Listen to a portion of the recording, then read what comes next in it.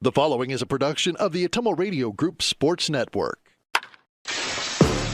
Van Buren Warrior Baseball is coming your way on 92.7 KTWA.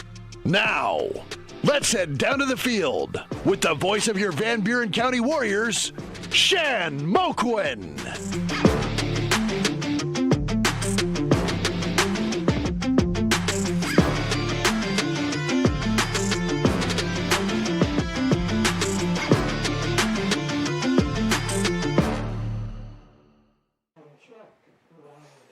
All right. Good evening, everybody. Welcome back. Thanks for tuning in once again on behalf of the Atomo Radio Group Sports Network and all of their affiliated stations. I'd like to welcome you once again this evening to another streaming and radio broadcast presentation of Van Buren County Warrior Baseball. Mr. Connor is running the board for us back at the studio, helping the broadcast run smoothly for us, and more importantly, you, our viewing and listening audience, and I am beside my cameraman and on-site producer, Mr. A.J. Rowe, also Mr. Kirchner up here in the Norman Kissling press box with us. And my name is Shan Moquin, your play-by-play and radio voice of the Warriors. Back again for the sports seasons of the 2024-25 school year. It'll be all of our pleasures to be with you on the call this evening. A couple ways for you to join the broadcast if you would like to. We're streaming live on the Atomo Radio YouTube channel. We're also on the air at 92.7 KTWA, so if you are choosing to make one of those choices and make us part of your evening with the broadcast, hey, we couldn't do it without you. We appreciate you tuning in. Tonight, the Warriors return home here to Keosauqua, Iowa, at Perkins Field, the Ferguson Sports Complex. I'm up here in the Norman Kissling press box with assistance from the Hoagland Foundation, and we are going to have boys high school varsity baseball for you in the Southeast Iowa Super Conference South Division. The Mediapolis Bulldogs are in town to take on our very own Van Buren County Warriors. Mediapolis, highly ranked in the top 10 in Class 2A. It will not be an easy one tonight for Van Buren County. They're going to have to play well. All right, this is the Warrior Baseball pregame show brought to you by Iowa Missouri Seeds of Keosauqua. And let's go through all of our sponsors for you right away to start things off. This season, Warrior Baseball is sponsored by Iowa Missouri Seed of Keosauqua. Follow them on Facebook, Ryan Wolf, your seed dealer. The Van Buren County Community School District, where they have one goal to be a great school for all kids, Warrior Pride countywide. Dowd's Lumber and Home Center, the largest building material supplier in Dowd's. Cranston Family Funeral Home in Fairfield and Keosauqua, now to serve you with monument sales and Irish Ridge Cremation. CranstonFamilyFuneralHome.com. Smithburg Automotive with 2 locations in Fairfield to serve you. First Iowa State Bank of Albia, Bloomfield, Cantrell, Eddyville, and Keosauqua. Member FDIC. Roto-Rooter on Gateway Drive for 24/7 emergency service, including nights, holidays, and weekends. Fast, friendly, and professional service at Roto-Rooter, servicing Atomo and the surrounding areas. Slayton Polaris, 8 miles south and west of Pulaski. Check out their great selection of Rangers and ATVs and drive one home today. Milo and his team at Wells Hometown Drug in Bloomfield and Keosauqua. Ask them about free delivery or curbside pickup options. Crane Concrete Ready Mix, delivering concrete to Ottumwa, Fairfield, Bloomfield, and the surrounding areas. Pilot Grove Savings Bank, serving you for all your financial needs. Proud supporter of the Van Buren County Warriors.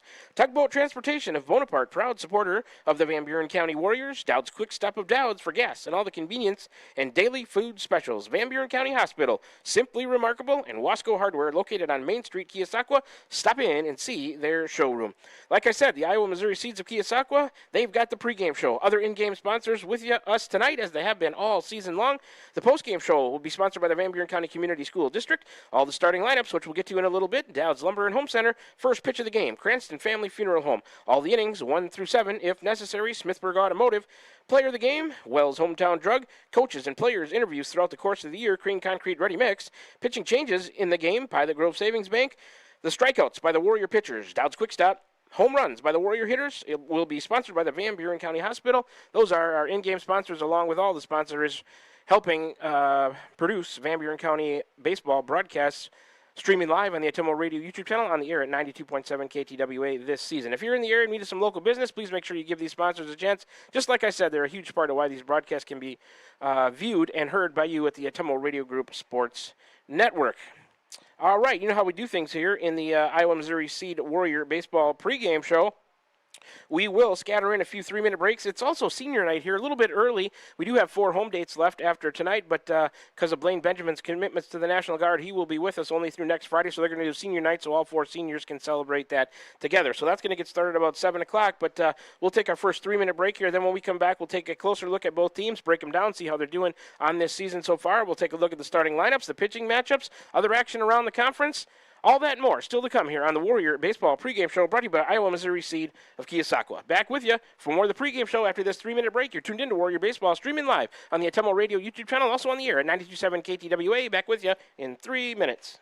I'm Missouri Seed of Keosauqua. As the hay and pasture seeding season wraps up, it's time to start thinking about summer annuals and cover crops after wheat. When you're looking to improve your farm profit or grazing efficiency, call me, Ryan, at 319-293-3114 because you're not just buying seed, you're gaining a partner committed to quality and exceptional service for farmers. I'm Missouri Seed of Keosauqua, your dedicated seed expert. Let me help you grow your success. That number again is 319-293-3114 or visit us on Facebook at Iowa Missouri Seed. Are you thinking about or ready to build that home or shop or deck that you've been dreaming about? Come see us at Dowd's Lumber and Home Center in Dowd's and we will transform your dreams into reality. By using our 3D computer-aided design system, you can see and walk through your dream project. After your project is designed, we can generate a detailed material list to see if it fits within your budget. Contact Mike or Josh at Dowd's Lumber and Home Center to get your project started today. 641-936-7115 or check us out at dowdslumber.com. This is Van Buren County Superintendent Jeremy Hissom. Spring sports season, senior awards, start of summer sports, end-of-the-year banquets, and graduation have us all full of energy, and there's definitely a buzz in the air. We want to send best wishes to all students who are graduating or moving to another school next year, as well as to any staff member retiring or moving to a new chapter in life. New chapters are always exciting times because you get to choose how they are written. We wish you the best. Here in Van Buren County, we have one goal: be a great school for all kids. Warrior Pride, countywide. This is Jeremy with Cranston Family Funeral Home. I want to take a moment and say thank you, not for choosing our funeral home, although we're deeply honored when you do, but for showing up for your neighbors, for supporting small businesses, for standing in line at visitations and hugging people you maybe haven't seen in years. That is what makes our communities feel like home. At Cranston Family Funeral Home, we don't believe in flashy promises. We believe in showing up quietly, respectfully, and doing the work that matters when it matters most. So from our family to yours, thank you. We see you, we are grateful for you, and we'll be here when you need us. At Smithburg Automotive, driving adventures allow you to explore comfortably, safely, and in every aspect of your summer vacation. Smithburg Automotive in Fairfield, schedule your vehicle's trip check today. Call 641-472-2454, 641-472-2454. Smithburg Automotive in Fairfield. Get your trip check scheduled today. Call 641-472-2454. That's 641-472-2454. From backyard barbecues to late getaways, summer is all about making memories. At Pilot Grove Savings Bank, we make it easy to enjoy the season with stress-free banking that fits your lifestyle. Mobile banking on the go? Check. Easy loan options for home upgrades or vacations? Check. Friendly local service you can count on? Always. Make the most of your summer. Bank with Pilot Grove Savings Bank. Visit us at pilotgrovesavingsbank.com or stop by any of our 17 locations. Pilot Grove Savings Bank, member FDIC, and an equal housing lender. We're back with the Van Buren County Warriors on the Atemo Radio Group Sports Network.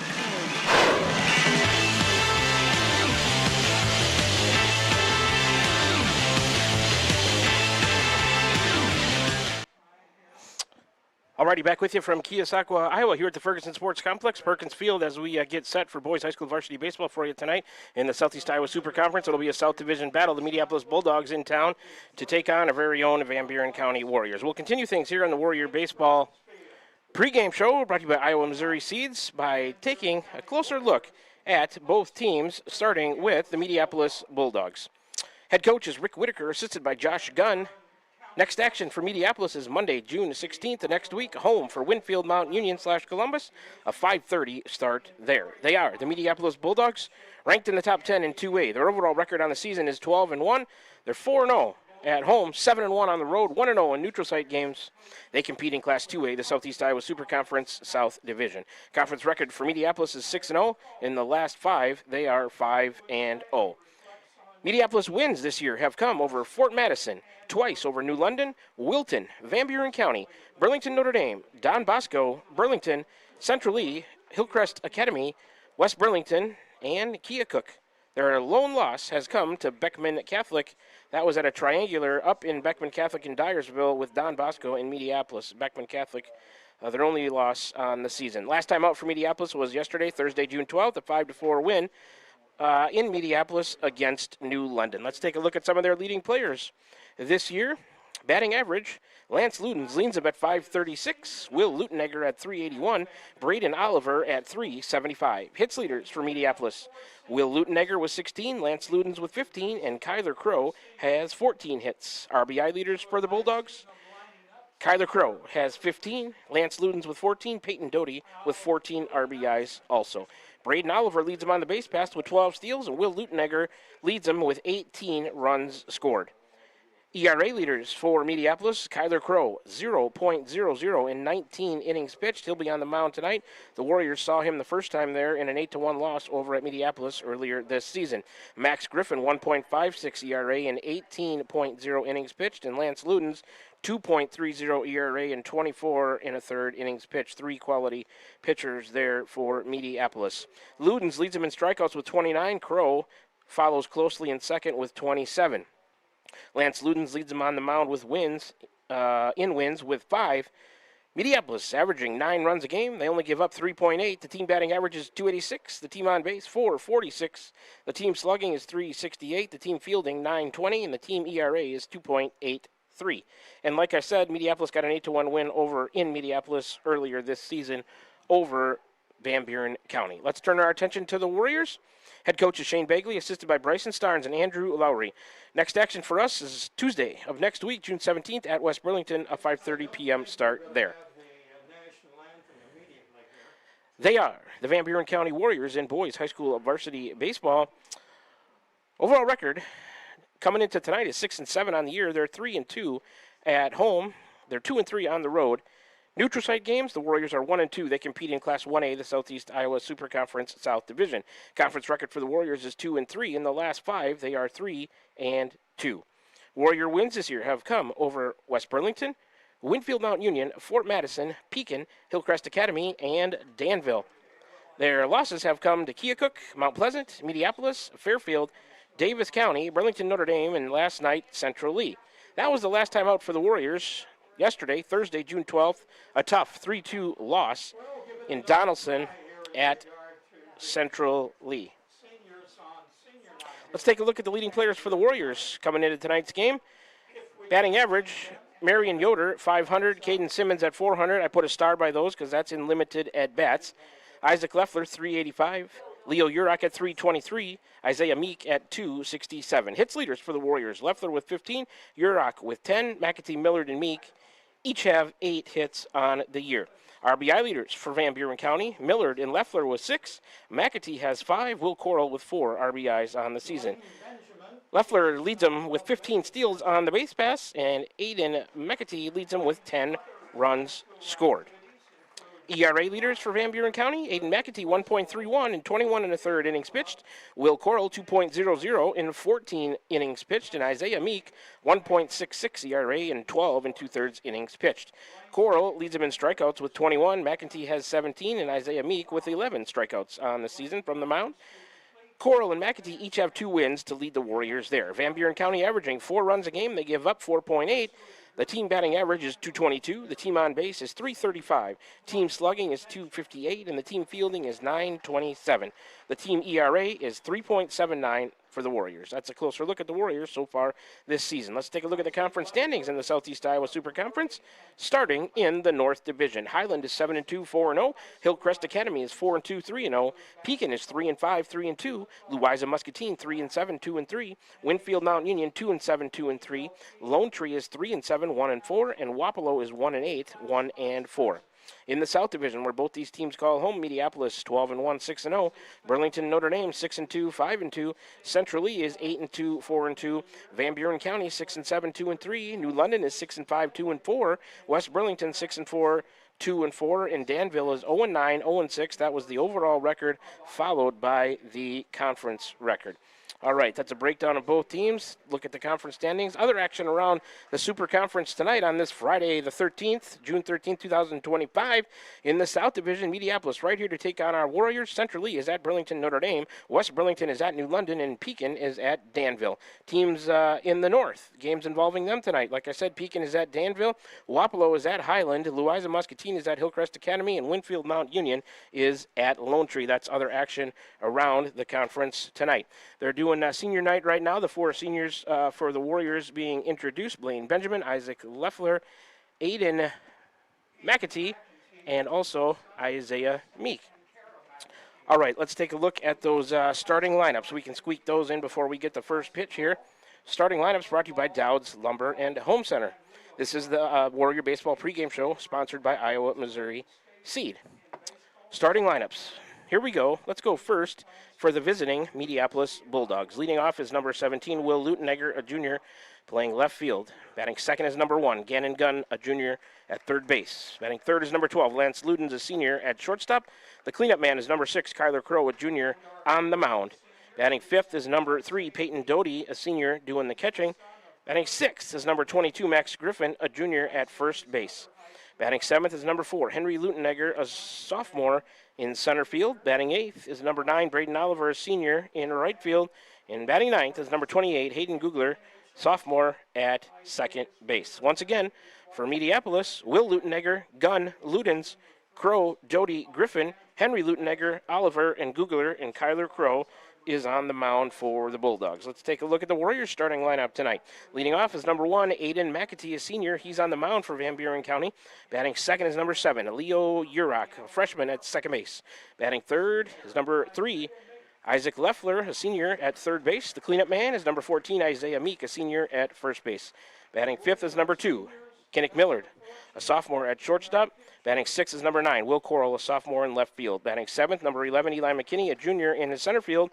Batting eighth, number 13, Blaine Benjamin, a senior, in right field. And batting ninth, number 17, Caden Simmons, a junior, behind the plate. Once again for the Warriors, it's McAtee, Urach, Leffler, Meek, Millard, Coral, McKinney, Benjamin, and Simmons. That's a look at the starting lineups for both teams. We're going to squeeze in another... Let's do a 3-minute break here, and then we'll come back and take a look at the pitching matchups. We have the national anthem to do, and we'll be that much closer to first pitch when we come back here from the Ferguson Sports Complex in Keosauqua, Iowa. Boys varsity high school baseball coming at you. The Mediapolis Bulldogs in town to take on our very own Van Buren County Warriors. Back within 3 minutes. You're tuned in to Warrior Baseball, streaming live on the Autumnal Radio YouTube channel. Also on the air at 92.7 KTWA. Back with you in 3 minutes. This is Milo Wells with Wells Hometown Drug in Bloomfield. Our goal here is to go above and beyond your expectations for the role that a pharmacy can play in you and your family's health. Since we have opened here, many things have changed. We've added experienced staff, updated our facilities, added clinical services like strep throat test and treat, and free liquid medication flavoring. One thing that has not changed is the vision of providing our patients with access to the best pharmacy services anywhere in the state. We, like many of you, believe Southeast Iowa is an amazing place to live, and we will continue to be committed to improving the lives of our patients. Iowa Missouri Seed of Keosauqua. As the hay and pasture seeding season wraps up, it's time to start thinking about summer annuals and cover crops after wheat. When you're looking to improve your farm profit or grazing efficiency, call me, Ryan, at 319-293-3114, because you're not just buying seed, you're gaining a partner committed to quality and exceptional service for farmers. Iowa Missouri Seed of Keosauqua, your dedicated seed expert. Let me help you grow your success. That number again is 319-293-3114, or visit us on Facebook at Iowa Missouri Seed. Van Buren County Hospital is a proud supporter of Van Buren County Community School District Athletics. The contributions you make to your team, your school, and your community are appreciated and valued by all of us at Van Buren County Hospital. We want to wish you a successful sports season, and we'll be cheering for you every step of the way. Go Warriors! For all of your healthcare needs, Van Buren County Hospital is here for you. Find us online at vbch.org. Tugboat Transportation of Bonaparte is a proud supporter of the Van Buren Warriors. Tugboat Transportation is located on 1st Street in Bonaparte, in scenic Van Buren County. Tugboat Transportation is a trucking business offering trucking services, motor freight, and self-storage. For more information, contact Mark with Tugboat Transportation at 319-592-3199. That's 319-592-3199. Tugboat Transportation of Bonaparte. That's Tugboat Transportation of Bonaparte. At Smithburg Automotive, driving adventures allow you to explore comfortably, safely, and in every aspect of your summer vacation. Smithburg Automotive in Fairfield, schedule your vehicle's trip check today. Call 641-472-2454, 641-472-2454. Smithburg Automotive in Fairfield. Get your trip check scheduled today. Call 641-472-2454. That's 641-472-2454. Tiffany here. The best things in life are a nice spring day, a tasty treat, and a great deal. That's right, a great deal. So why not swing by Dowd's Quick Stop? Savor our barbecue chicken pizza or classic cheeseburger and fries combo. Craving something sweet? Our ice cream is on and is the best around. Dive into our spring fun with our specialty pizza starting at $17.99. Visit us today in Dowd's and follow us on Facebook at Dowd's Quick Stop for more delicious deals. Stop by for a quick taste of spring. We're back with the Van Buren County Warriors on the Atomo Radio Group Sports Network.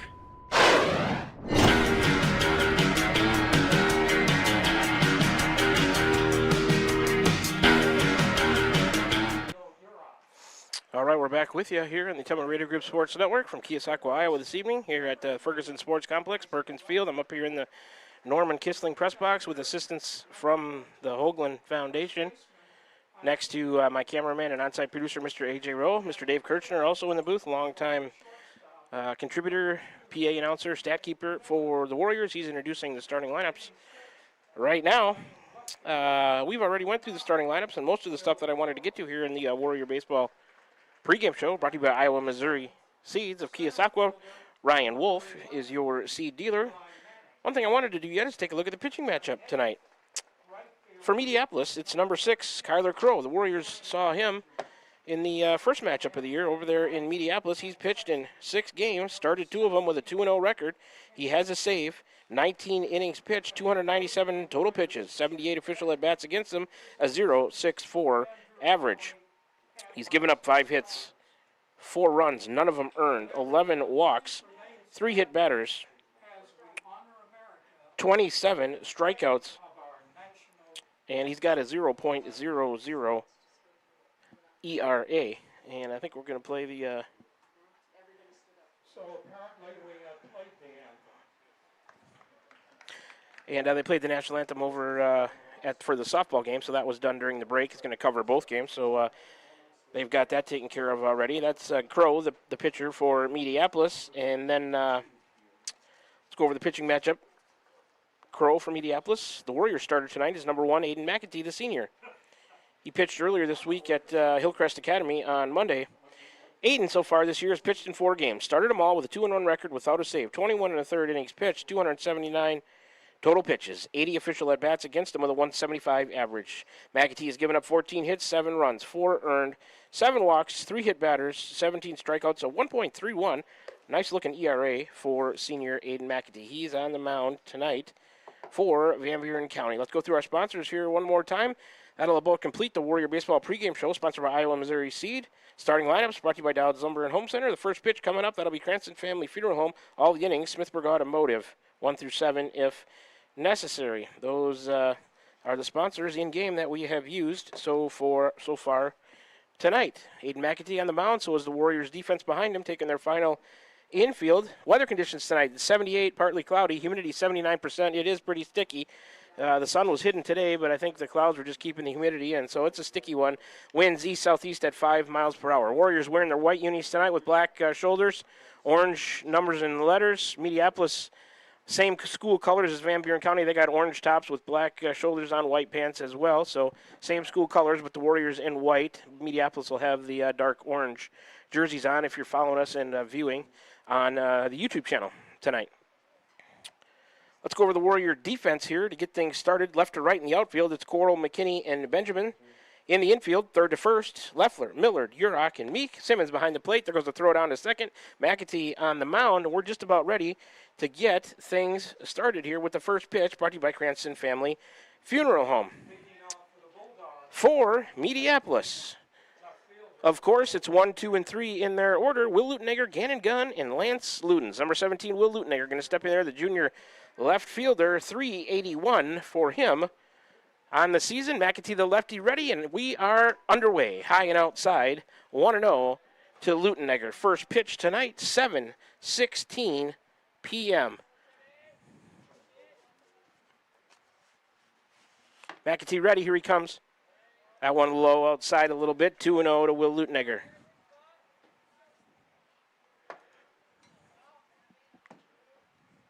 So McAtee falls behind early here a little bit, 2-0.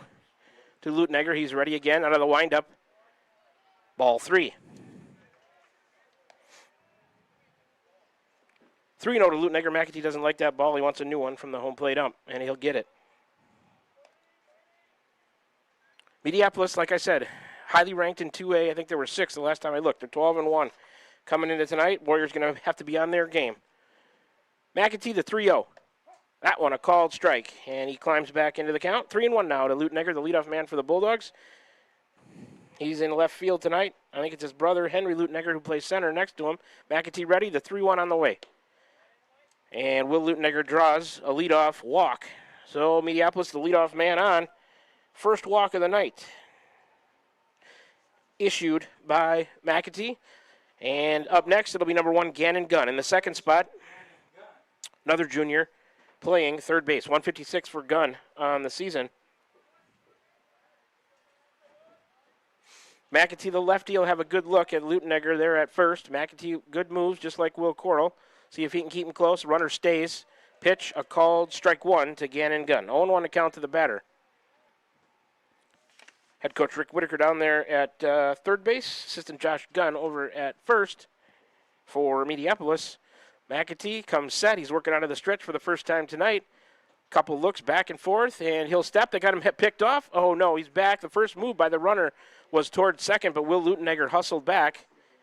McAtee showed him a good move right away and almost had him, but Lutenegger hustled back in there.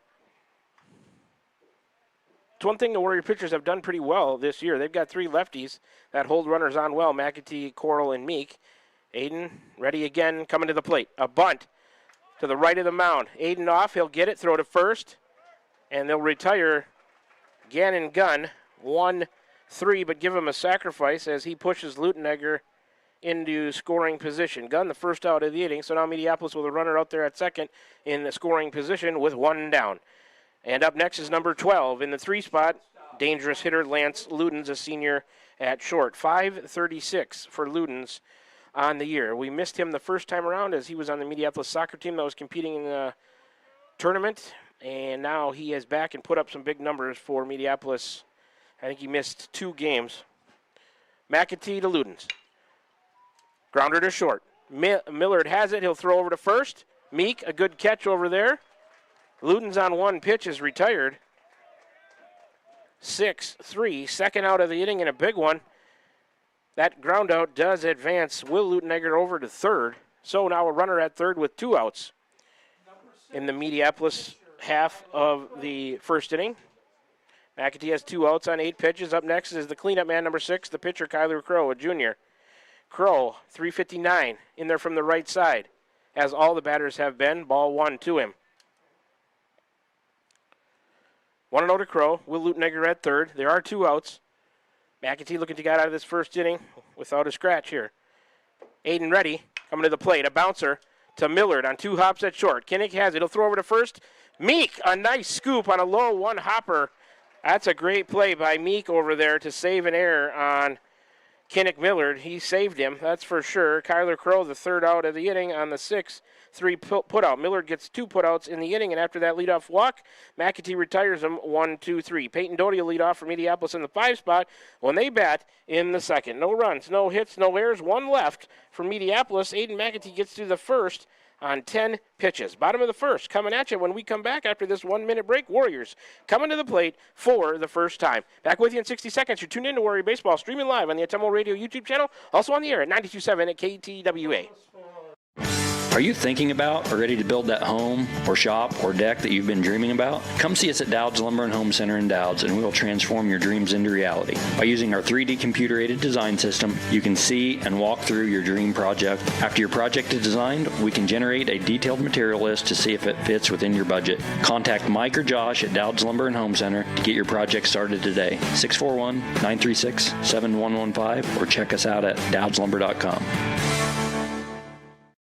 Hi, I'm Cody Crane with Crane Concrete Ready Mix. If you're tired of not mattering to the big corporate companies, then call us. When you work with us, you won't be on a waiting list. We can get you concrete when you need it. We are a family-owned business, offer competitive prices, and are easy to work with. We deliver to Davis, Wapello, Van Buren, and Jefferson counties. Work with a company that will take care of you. Call me, Cody Crane, at 641-919-1350.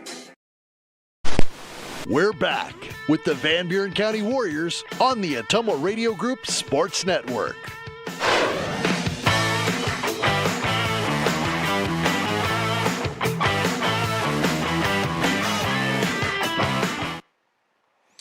Alrighty, back with you here at the Ferguson Sports Complex in Keosauqua, Perkins Field.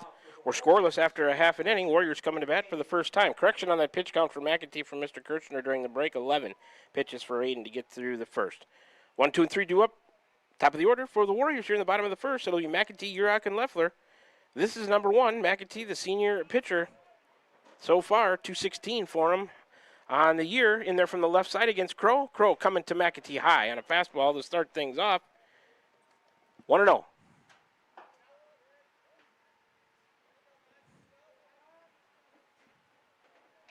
Crow comes set, working out of the stretch. McAtee takes ball 2. Mediapolis defense left to right. Will Luttenegger, Henry Luttenegger, and Braden Oliver out there in the outfield.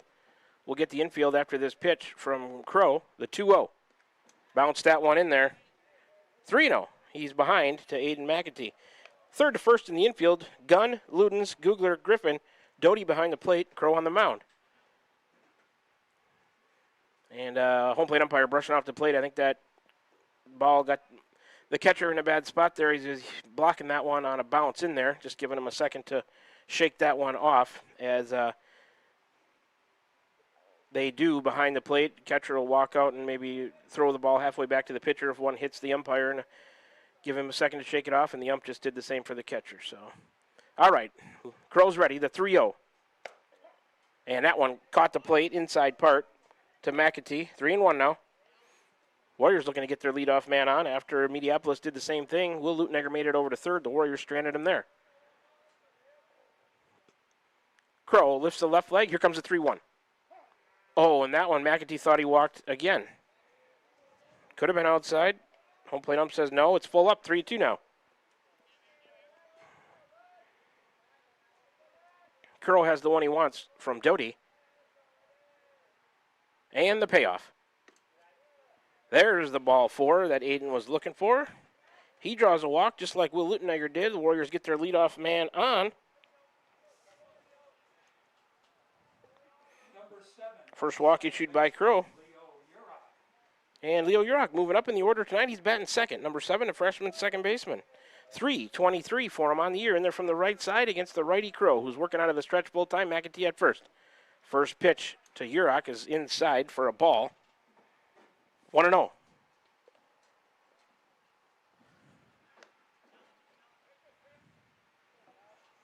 Last night, McAtee was 1 for 3 with a single, a walk, and an RBI. Urach last night was 1 for 3 with a single. Got to catch up on that. Here comes the 0-1 from Crow. Grounded, back up the middle. Ludens has it. He'll flip to second for 1. The relay to first, not in time. Couldn't be handled on the short hop by Griffins, but McAtee will be retired. First out of the inning, 6-4. That put out goes. Urach will reach on the fielder's choice. So he switches places with McAtee. Warriors now have a runner at first, but there is one out. Batting third in the order is number 3, Isaac Leffler, the senior third baseman. He's at 385 on the year. Last night at Central Lee, 2 for 4, 2 singles in there from the right side for Isaac Leffler. The first pitch to him outside for a ball. 1-0. The count to Leffler.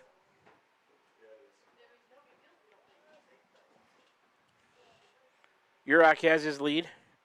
Crow will look back. Here he comes to Leffler outside. 2-0 to Isaac.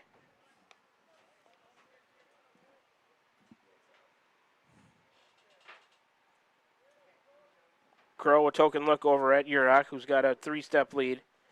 He's ready. Here he comes to the plate. Fouled off left side towards the Mediapolis dugout by Isaac, and it's 2-1. Warriors a tough loss last night, 3-2 over at Central Lee. They had chances, stranded 12 on base, just couldn't push that, get a key hit, and pushed a couple across with runners in scoring position. That cost them. Also an error in the last inning. Here's the next pitch to Isaac. Bounce back up the middle. Ludens will charge, get on the grass. Shovel to second for the force. The relay not in time. So Leffler will reach on the fielder's choice. And Urach, just like McAtee, is retired 6-4, second out of the inning. So Leffler trades places with Urach, just like Urach traded places with McAtee. Warriors still have a runner at first, but now there's 2 out for number 14, Isaiah Meek, in the cleanup spot, the senior first baseman. 267 for him. Here's the first pitch to him from Crow.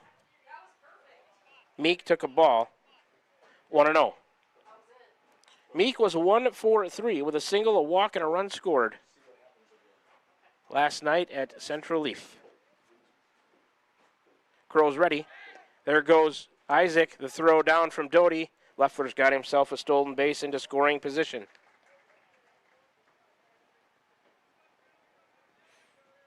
Pitch was a ball to Meek. It's 2-0 to the batter.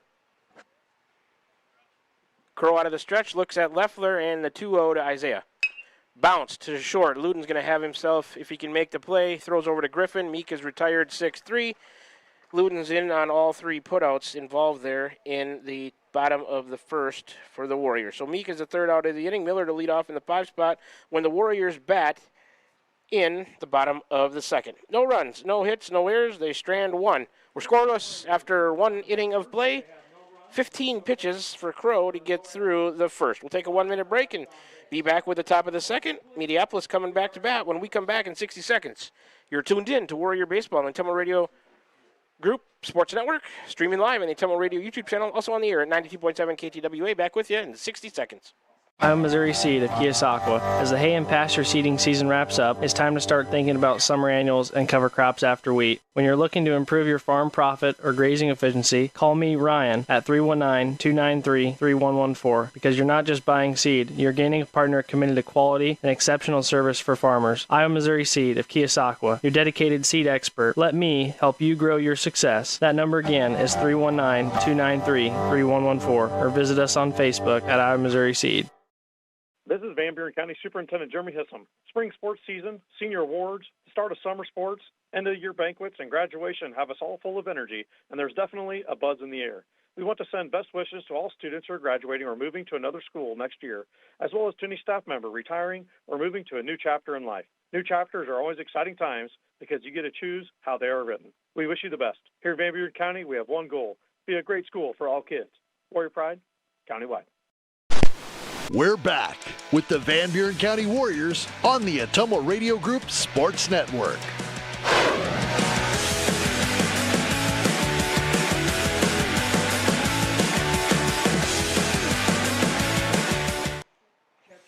All right, back with you here from the Ferguson Sports Complex, 5, 6, and 7 for Mediapolis. This is Peyton Doty. McAtee's first pitch to him, a ball high and outside.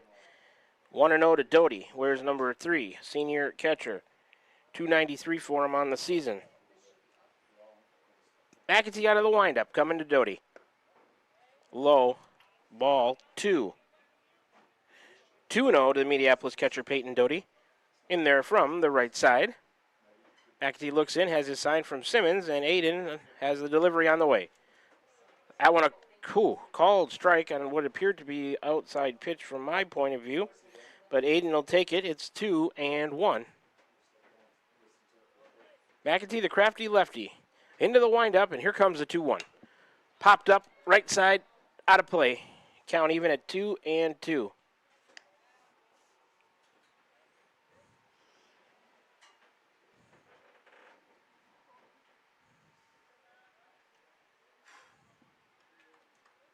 The 2-2 from McAtee on the way.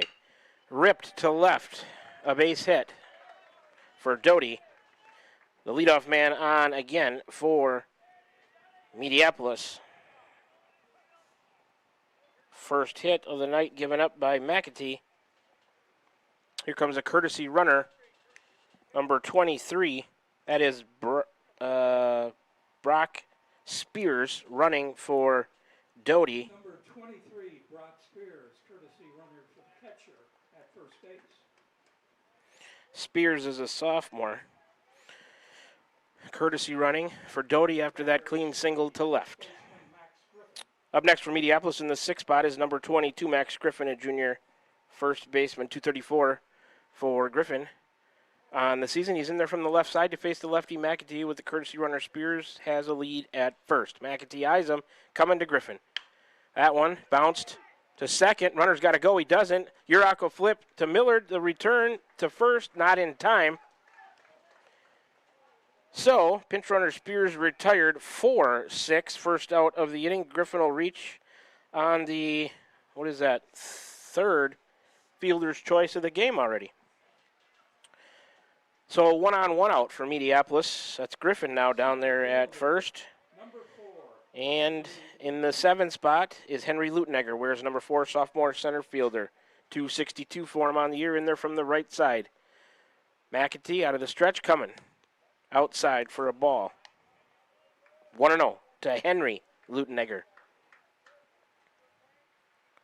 Warrior outfield defense straight away about medium depth. McAtee the next pitch. That one grounded in the hole between short and third. Millard couldn't get there. Out to Will Coral in left. Henry Leutenegger with the second hit of the inning, pushing Max Griffin over to second. First and second with 1 out now. Second hit of the inning. Second hit given up by McAtee. So 2-on, 1 out for Mediapolis. And this is number 9, Braden Oliver, senior right fielder in the 8th spot. 375 for him in there from the right side on the season. McAtee to Oliver. That pitch ripped to left. Another clean single. Runner will hold after advancing 90 feet. So 3 singles in the inning now have loaded the bases.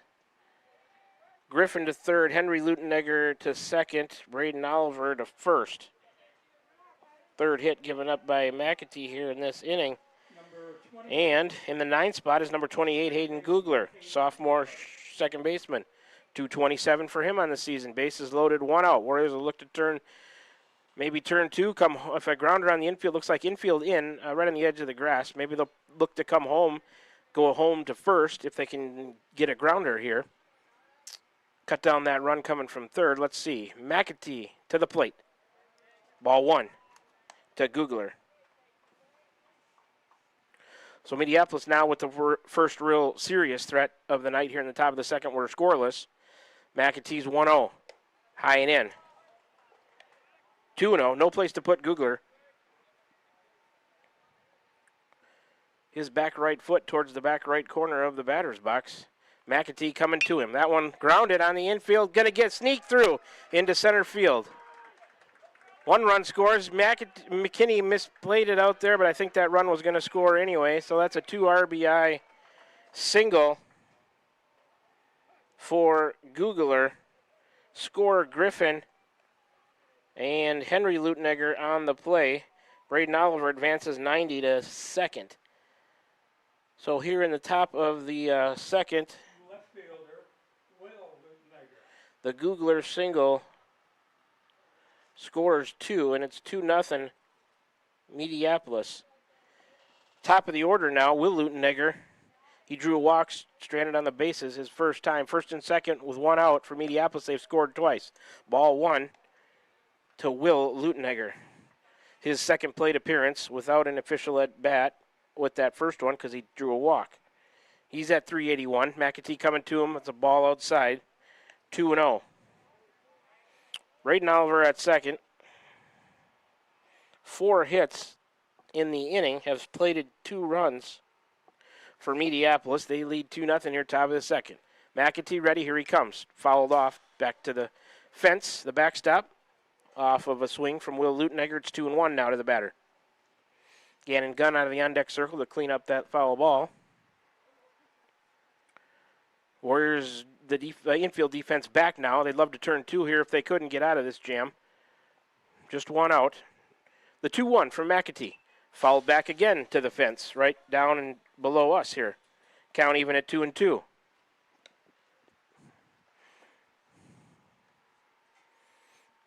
Mediapolis lineup, they put pressure on you all over the place, just looking at their hits numbers throughout the year and the averages. It feels like a long lineup to a pitcher, I can imagine. McAtee's pitch on the way, a breaking ball. Caught him looking, not handled cleanly by Simmons, but first base occupied, so Lutenegger going nowhere on a possible unsecured third strike. That's not there. He's caught looking. That is the second out of the inning. First strikeout for McAtee, brought to you by Dowd's Quick Stop. Strikeouts by the Warrior pitchers. Here's number 1, Gannon Gunn. He had a sacrifice, retired, a bunt sacrifice in the first inning. McAtee's pitch to Gunn. That one bounced. Leffler over, can't get it. Millard can't get it. It sneaks into left field. Here comes the runner from second. Throw home from Coral, not going to be in time. The runner from second and first going, advancing. Throw down to third, safe is the runner there. So second and third for Mediapolis with 2 outs now. So give Gannon Gunn a single. And he'll move to second on the throw. Score Braden Oliver on the play. Hayden Googler is over there to third. So it's 3-0 Mediapolis on the RBI single by Gannon Gunn.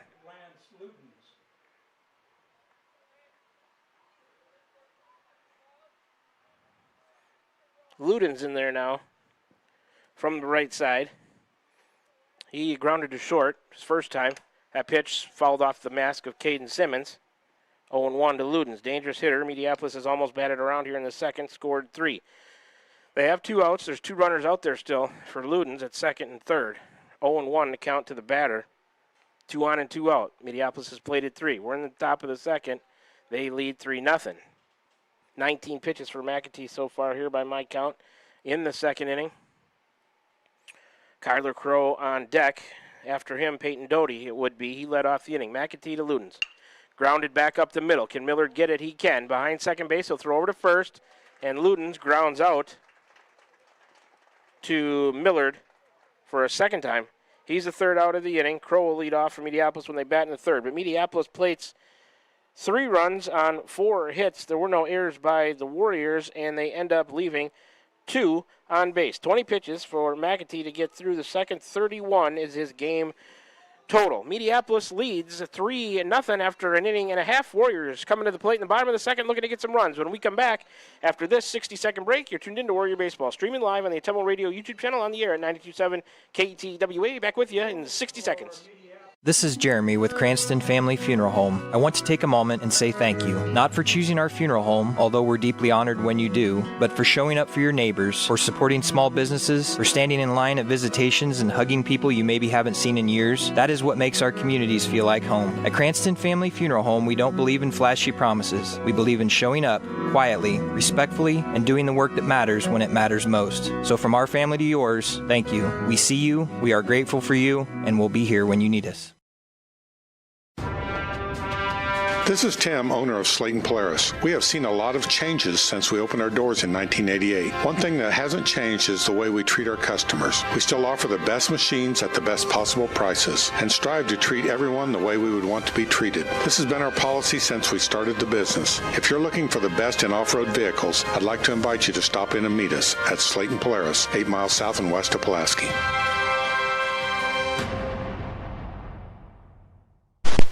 We're back with the Van Buren County Warriors on the Atemmo Radio Group Sports Network.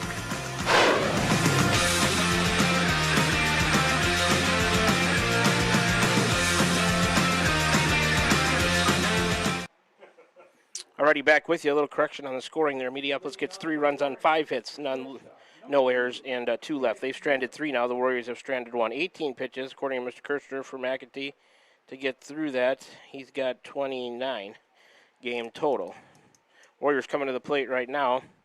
It'll be 5, 6, and 7 in the order. Millard, Coral, and McKinney to face Kyler Crow. Crow is ready. First pitch to Millard. A strike on the outside part of the plate. 0-1 to Millard. Playing shortstop tonight, batting .200 on the year. Last night, Millard took the collar 0 for 4. Next pitch, a breaking ball lands high from Crow. Count even at 1-1. Millard took the collar 0 for 4 at Central Lee. His bat been a little quiet lately. One we'd like to see get going again. Crow is set, working out of the stretch, coming to Millard. Millard took a strike. 1-2 now to the Warriors shortstop, sophomore Kinnick Millard. Mediapolis outfield about the same as the Warriors. Straightaway medium depth. Crow is ready, lifts the left leg and coming to the plate. Low for a ball. 2-2. Count even now to Kinnick Millard.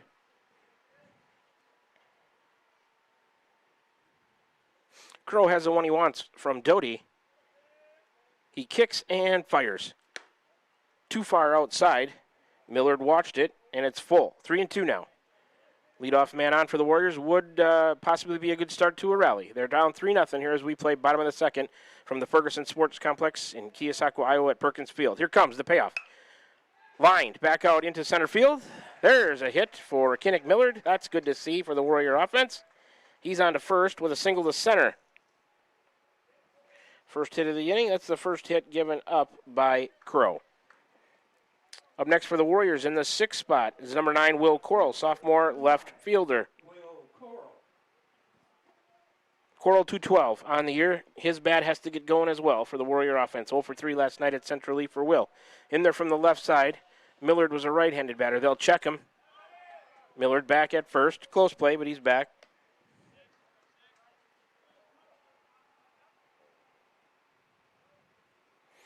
Last night between Millard and Coral, they were 0 for 7 at Central Lee. The Warriors lost 3-2. That didn't help the cause any. Crow ready to Coral. Chopped. Foul towards the Warrior dugout. 0-1. The count to the Warrior left fielder, Will Coral. Millard down there at first. Leadoff man on with a single on a 3-2 pitch. Single to center. Crow ready. The next offering to Coral. There's a strike. Outside half of the plate. Looked a little outside. 0-2 to Coral now. Scoreboard says 1-1. I think it's 0-2. He chopped one foul, and then I saw the right hand come up. Swing and a miss. There was 2 strikes either way. Coral goes down swinging for the first out of the inning. That is the first strikeout by Crow. Center fielder, number 11. Up next for Van Buren County in the 7th spot is number 11, Eli McKinney, a junior center fielder. 161 for Eli. 0 for 3 with a walk last night against Central Lee's in there from the left side. Crow coming to him. Check swing. Called strike 1 to McKinney. 0-1 to count. Millard still down there at first. Warriors have 1 on and 1 out. They trail 3-0 here. Bottom of 2. McKinney asked for time and granted by the home plate umpire. Now he's back in there. Crow out of the stretch, as always, is set with or without runners on, and he's coming to the plate. McKinney fouls that one back to the fence right down and to the left of us. Here in the Kissling press box, 0-2 quickly to McKinney. Benjamin on deck for the Warriors. Crow, a nod to Doty. He comes set. He kicks and deals. McKinney rips one down the right field line. Foul. Last night, the Warriors played with that right field line. They had about 3 or 4 great swings on balls that were outside the bag, and one on a liner down halfway down to the foul pole that just landed foul. He put one of those fair, and it might be a different story. The pitch, high and outside. On the 0-2 to McKinney, it's 1-2 now. 1 hit last night with runners in scoring position. The Warriors left the bases loaded a couple times, and they might have won that one 4-3. But that wasn't the way it ended up. They lost 3-2 over at Central Lee. Here comes the 1-2. Another ball taken by McKinney to even it up at 2-2.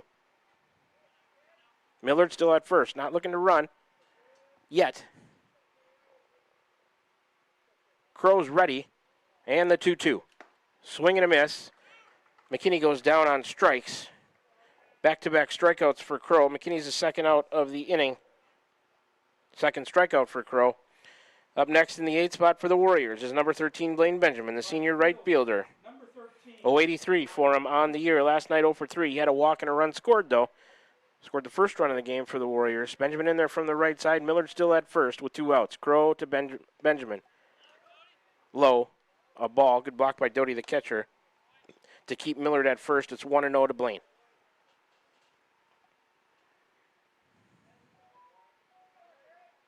Crow, a token look at Millard over there at first, and he's coming set. And the pitch. Lined right back up the middle. Luden's over to get it. He'll just step on the bag, and they'll get the force of Millard at second. Benjamin will reach on a fielder's choice. Millard retired 6 unassisted for the 3rd out of the inning. Simmons in the 9th spot, a leadoff for the Warriors when they bat in the 3rd.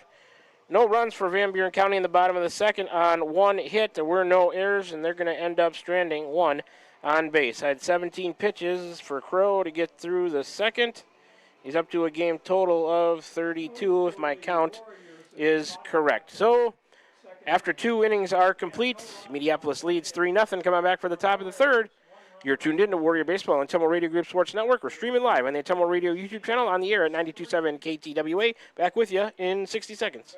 Iowa Missouri Seed of Keosauqua. As the hay and pasture seeding season wraps up, it's time to start thinking about summer annuals and cover crops after wheat. When you're looking to improve your farm profit or grazing efficiency, call me, Ryan, at 319-293-3114, because you're not just buying seed, you're gaining a partner committed to quality and exceptional service for farmers. Iowa Missouri Seed of Keosauqua, your dedicated seed expert. Let me help you grow your success. That number again is 319-293-3114, or visit us on Facebook at Iowa Missouri Seed.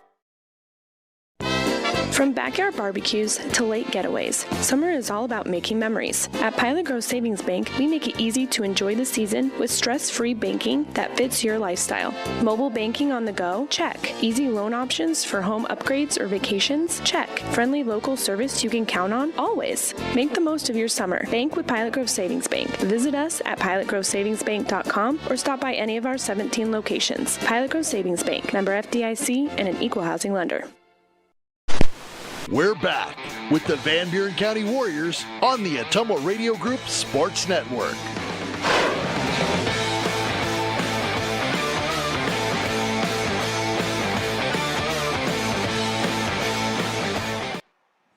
Alrighty, back with you for the top of the 3rd. 4, 5, and 6 for Mediapolis. Crow, Doty, and Griffin. Here's the first pitch from McAtee to Crow outside for ball 1. Crow grounded to short.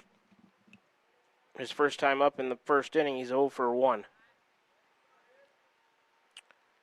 Warriors trail 3-0 as we start play here in the top of the 3rd. Mediapolis has out-hit them 5-1. Outscored them 3-0. The 1-0 from McAtee. Ripped to the gap in left center. Coral can't get it. That one on 3 hops, going to get up against the fence. Around first goes Crow. He's headed to second. He will have a stand-up double as the throw comes back from Coral to Millard to Urach at second. So Crow leads off with a double. He's out there at second with nobody out. First hit of the inning. That is the 6th hit given up by McAtee with those 3 runs. Up next in the 5 spot is number 3, Peyton Doty. Singled, put out on the bases. In the 2nd, he's 1 for 1. Spears, courtesy runner at second base. 23 makes that. Spears is going to run now for Crow at second after Crow doubles. So 1 on, nobody out for Mediapolis. This is Peyton Doty, the catcher, 293 for him. In there from the right side against the lefty McAtee, who eyes the runner at second. 1 look, 2, then to the plate. Chopped foul, third base side from Doty. It's 0-1.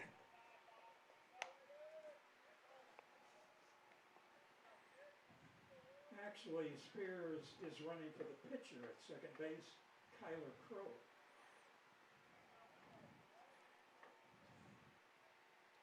McAtee to the plate. High outside. Count even at 1-1 now to Doty. Doty, right-handed hitter, stocky catcher. Courtesy runner has the lead out there at second. McAtee looks, and now he's coming home. That one sent to left, a fly ball. Coral to his left, medium depth, playable. He's underneath it. He'll make the play. So Doty flies out to Coral in left. First out of the inning, runner stays put. 1 on, 1 out now for Mediapolis here. Top of the third, they lead 3-0. Up next for the Bulldogs in the 6th spot is number 22, Max Griffin, the junior first baseman. First baseman, Max Griffin. He's at 234 entering play tonight. His first time up, he reached on a fielder's choice, scored Mediapolis' first run. In there from the left side against the lefty McAtee, eyes the runner at second. His first offering to Griffin. A called strike. 0-1 the count to the batter.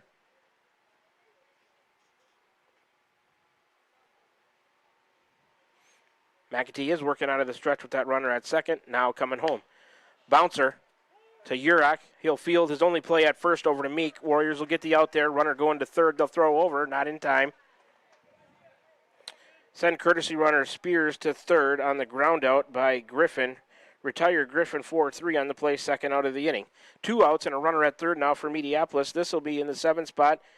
Number 4, Henry Lutenegger, sophomore center fielder. He had a single, scored the second run for the Bulldogs back in the 2nd inning.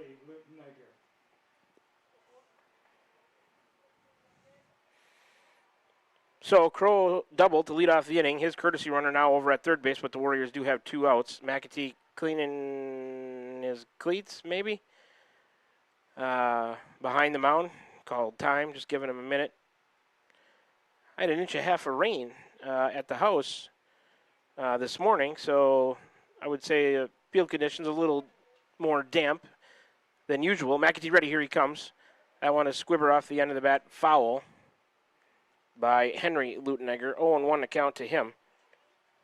Henry Lutenegger at 262 on the season. He's 1 for 1 on the night, second plate appearance. And I think McAtee trying to clean his cleats a little bit more. Caden Simmons out to maybe give him a hand with it. Home plate umpire brushing off the plate. I think McAtee just having trouble with that left foot of his up against the rubber, maybe getting traction with it. And now he seems satisfied. Home plate umpire, couple steps out to see what was going on. Now he'll come back. Simmons headed on his way back behind the plate as well. So the count to the batter is 0-1. Mediapolis a runner at third. That's a courtesy runner over there for Crow. They have 2 outs. They lead 3-0. McAtee ready to the plate. Swing and a miss. On an outside fastball by Henry Lutenegger. McAtee's up in the count 0-2 to the batter. So Aiden looking for a strikeout here, but he'll take it out any way he can get it to keep that deficit right at 3. He's ready. Breaking ball. Ooh, check swing, but he caught him looking. A good pitch by McAtee fooled Henry Lutenegger. He gets the caught-looking strikeout, third out of the inning. Braden Oliver in the 8th spot, a leadoff for Mediapolis when they bat in the 4th. No runs for Mediapolis on 1 hit. There were no errors by the Warriors, and Mediapolis strands 1. I had 10 pitches for McAtee to get through the 3rd. We'll check that when we come back. I think he's up to a game total of 39. Score remains 3-0 as we go to the bottom of the 3rd. Warriors coming to the plate to look for some runs. After this 60-second break, you're tuned in to Warrior Baseball right here on the Tummo Radio Group Sports Network. We're streaming live on the Tummo Radio YouTube channel on the air at 92.7 KTWA. Back with you in 60 seconds. This is Van Buren County Superintendent Jeremy Hissom. Spring sports season, senior awards, start of summer sports, end of year banquets, and graduation have us all full of energy, and there's definitely a buzz in the air. We want to send best wishes to all students who are graduating or moving to another school next year, as well as to any staff member retiring or moving to a new chapter in life. New chapters are always exciting times because you get to choose how they are written. We wish you the best. Here in Van Buren County, we have one goal: be a great school for all kids. Warrior Pride, countywide. Hi, this is Amanda Manning Morris. Farmers and ranchers, we know your work is the backbone of our community. At First Iowa State Bank of Keosauqua, we're proud to offer ag lending solutions tailored to your needs. Whether it's land, equipment, or operational expenses, we've got the tools to help your operation grow. With competitive rates, flexible terms, and local experts who understand agriculture, we're here to support you every step of the way. Partner with a bank that knows the land and stands by its people. First Iowa State Bank, your ag lending partner. Member FDIC, Equal Housing Lender. We're back with the Van Buren County Warriors on the Atomo Radio Group Sports Network.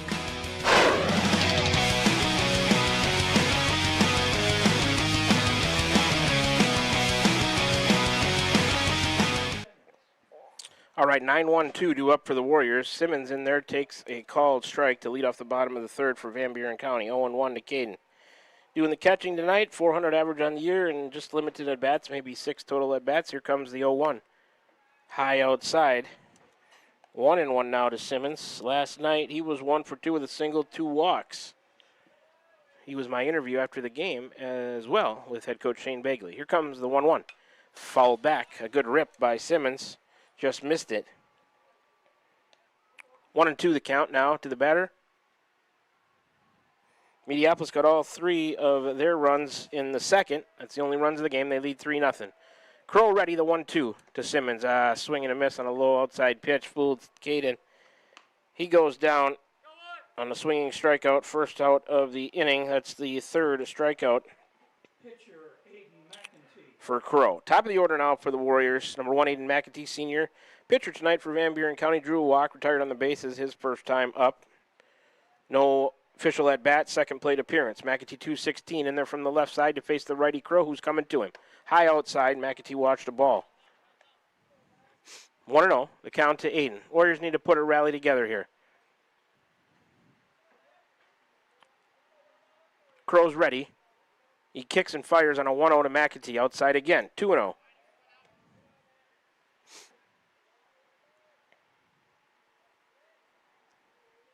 As I've said, Crow always working out of the stretch.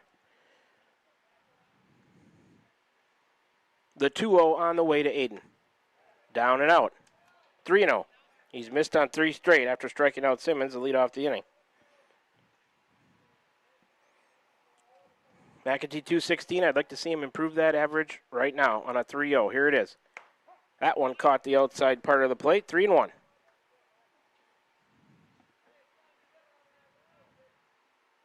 A lot of room in the left center field gap. Center fielder shaded a little bit towards right. Here's the 3-run. McEntee swung through it. Full up 3-2 now. Right fielder Oliver out there maybe shaded a hair towards the line for the lefty McEntee. Left fielder about straight away. The payoff on the way. Ooh, inside. McEntee slid out of the way. He draws his second walk of the night. Warriors get a 1-out base runner. Second walk issued by Crow. Up next for the Warriors in the 2 spot is number 7, Leo Urach, freshman second baseman. He reached on a fielder's choice, was retired on the bases. In the first inning, he's 0 for 1. The first pitch to him, he squares the bunt. Oh, it gets past the catcher as Crow uncorks a wild pitch.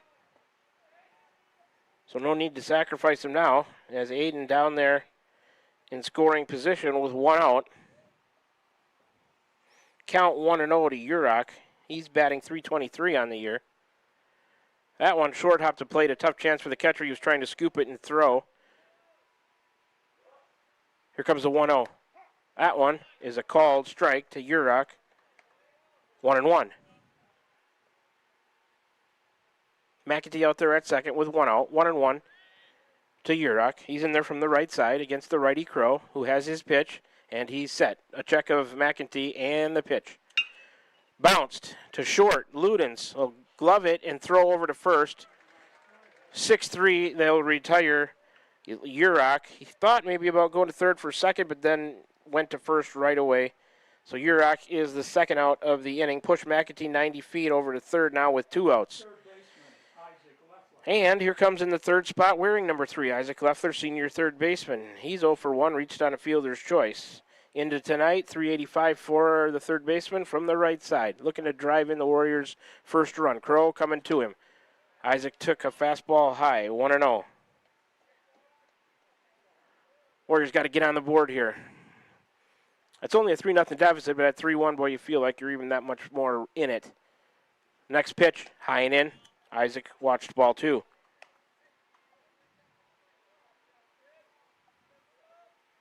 McAtee with his lead in foul territory down there at third. He's about 3 or 4 steps off. Crow coming to Leffler. A little bit high, maybe outside. It's 3-0 to Isaac now.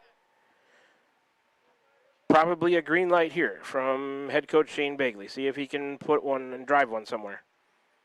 Crow ready, the 3-0 to Isaac. Nope, it's low for a ball, and Leffler draws a 4-pitch walk. First and third now with 2 out. That is the third walk issued by Crow. Here's the cleanup man, number 14, Isaiah Meek, senior first baseman. He's 0 for 1, grounded to short in the first. 267 for Isaiah on the year. Crow now cleaning his cleats off. The dirt around the mound, like I said, it must be just a little bit extra damp from the rain that we got.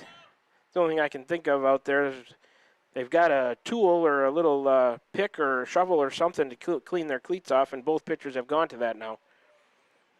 All right, here's Isaiah Meek in there from the left side. Crow, a token look at Leffler, who'll probably be looking to run.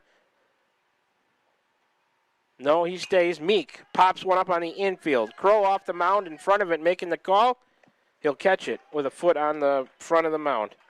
So Meek on one pitch pops out to the pitcher. That'll end the Warriors' threat. He's the third out of the inning. Miller to lead off for the Warriors when they bat in the fourth. For Van Buren County in the bottom of the third, no runs. There were no hits. No errors by Mediapolis. The Warriors end up stranding 2. 18 pitches for Crow to get through the third. He's up to a game total of 50. After 3 are complete. Mediapolis leads 3-0. We'll take a 60-second break and come on back for the top of the fourth. You're tuned in to Warrior Baseball, streaming live on the Atomo Radio YouTube channel and on the air at 92.7 KTWA. Back with you in 1 minute. Are you thinking about or ready to build that home or shop or deck that you've been dreaming about? Come see us at Dowd's Lumber and Home Center in Dowd's, and we will transform your dreams into reality. By using our 3D computer-aided design system, you can see and walk through your dream project. After your project is designed, we can generate a detailed material list to see if it fits within your budget. Contact Mike or Josh at Dowd's Lumber and Home Center to get your project started today. 641-936-7115 or check us out at dowdslumber.com. I'm Missouri Seed of Keosauqua. As the hay and pasture seeding season wraps up, it's time to start thinking about summer annuals and cover crops after wheat. When you're looking to improve your farm profit or grazing efficiency, call me, Ryan, at 319-293-3114, because you're not just buying seed, you're gaining a partner committed to quality and exceptional service for farmers. I'm Missouri Seed of Keosauqua, your dedicated seed expert. Let me help you grow your success. That number again is 319-293-3114, or visit us on Facebook at I'm Missouri Seed. We are back with you from Keosauqua, Iowa, the Ferguson Sports Complex here at Perkins Field, going to the top of the fourth. Mediapolis coming to the plate. It'll be 8-9-1 for them to face lefty Aiden McAtee. In the 8th spot, wearing number 9 is Braden Oliver, senior right fielder. He is 1 for 1 with a single and a run scored. Oliver, 375, into play tonight. He's in there from the right side. McAtee, the lefty, still on the mound. And in the windup goes Aiden, and here is the first pitch. High and in. For a ball, Oliver looked at it. The 1-0 from McAtee. High and a fastball, 2-0.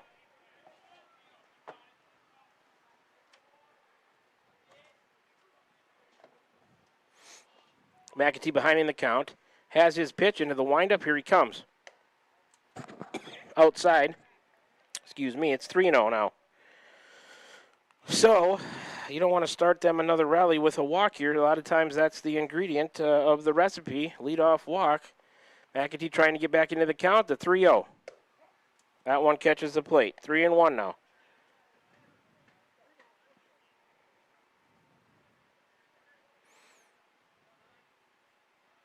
Aiden's 3-1 on the way. Low and in. And Oliver draws a walk to lead off for Mediapolis. 1 on, nobody out for the Bulldogs. That is the second walk issued by McAtee. I'm just double checking here to make sure I didn't miss one. Yeah, second walk. Here's the number 9 hitter for Mediapolis, number 28, Hayden Googler, sophomore second baseman. He's got a 2 RBI single, stranded on the bases after that. In the second, he's 1 for 1. Googler 227 on the year. Runner at first with the lead, a pitch. Bunted, back to the screen, foul. 0-1 to Googler. Warriors got to keep it at 3-0. You're already facing a tough task just to be up against Mediapolis. Like I said, they're highly ranked in Class 2A in the state. Can't afford to give them anything extra. You're already down 3-0. Got to get back to the dugout, get bats in hand, and try to score some runs. Runner at first goes. Swing and a miss, a pitch. Simmons a bobble in his glove. He'll throw down, but not nearly in time. 0-2 to the batter. Give Oliver a steal of second. Runner in scoring position with nobody out. For Mediapolis now, that's Oliver down there after he walked. Now steals second. 0-2 to the batter, Googler. McAtee comes set, eyes the runner, and coming to the plate. Breaking ball lands high and outside. 1-2 now to Googler.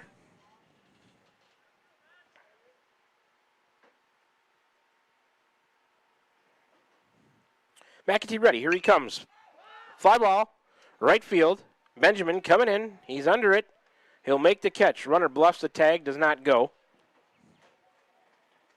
So Googler flies to right. That's the first out of the inning. Runner stays put at second. Oliver out there. Top of the order for Mediapolis. Number 17, Will Lutenegger, junior left fielder. 381 coming into tonight. So far tonight, he is 0 for 1 with a strikeout and a walk. Stranded on the bases in the first. He's a right-handed batter. McAtee out of the stretch is ready. Eyes the runner at second. He'll spin and throw to second. Runner back safely. That's Oliver. Urach hangs on to it a little bit longer, just checking to see if he would step off the bag. He did not.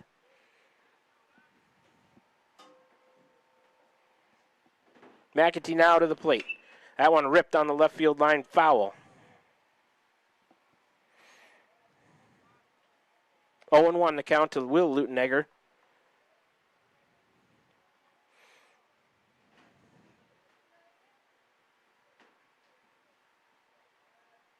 Oliver at second takes his lead. McAtee a token look at him. Oh, and he stumbled. That's going to be a balk, I believe. Caught his cleat. And like I've already commented on, so send Oliver over to third on the balk. McAtee caught a cleat and stumbled and tripped and could not deliver the pitch. And this is the second or third time he's tried to clean his cleats. And I've seen Crow, the Mediapolis pitcher, do the same thing. So something's sticky out there that's bothering the pitchers, caking their cleats on the mound. It's about the best description I can give you from the booth here. Anybody else chime in if you got any other suggestions, Mr. Kirchner? That's got to be what it is, right? I would think so. Yeah. Hasn't been a factor. All season? No. Like I said, I had an inch and a half, a little bit more maybe of rain in the gauge at the house. Maybe they when they wet down the field or whatever like they usually do. Field looks like it's in real good shape, but just the combination. I think that dirt around the mound is different than the dirt in the infield because it's a mound that you can lift up and remove and then place out there. And usually they cover it. I'm sure they had it covered, but for whatever reason, it's dirt sticking in their cleats. All right, McAtee ready. Here's the pitch. Ripped down the third base line again, foul. 0-2. He's ahead of Will Lutenegger, the batter. There is one out in the inning. Oliver is at third.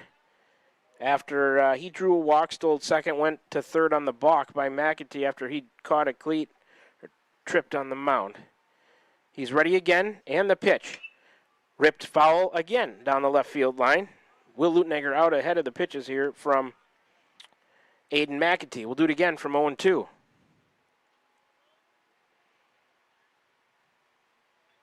McAtee looks into Simmons. He's got the one he wants, and the 0-2. Swing, and it's an unsecured third strike as the runner from third, it got past the catcher. Was it a foul ball? No. Oliver scores. Mediapolis leads 4-0, and Leutenegger will reach. He swung at it, but it's an unsecured third strike. It'll go down as a swinging strikeout, but the runner will get to go to first. Second strikeout for McAtee. And here in the top of the fourth, pitch and throw down to second on the runner stealing, not in time. So give Will Leutenegger a steal of second. Pitch to the batter, Gunn, is a ball. 1-0 the count. Gunn 1 for 1 on the night with an RBI single. Pitch is a called strike to him. 1-1 is the count. Like I said, he's 1 for 1 on the night with an RBI single. Stranded on the bases in the second. His first at-bat was a sacrifice. No official at-bat there. McAtee checks the runner at second. He's coming to Gunn. High and outside. 2-1.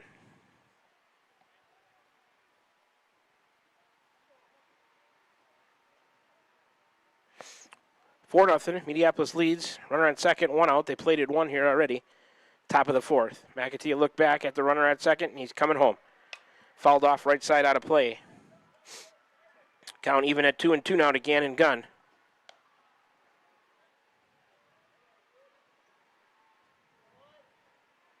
Gunn in there from the right side. 156 on the season. McAtee would love a strikeout. Here comes the 2-2. Gunn takes a ball low. Full up, 3-2 now.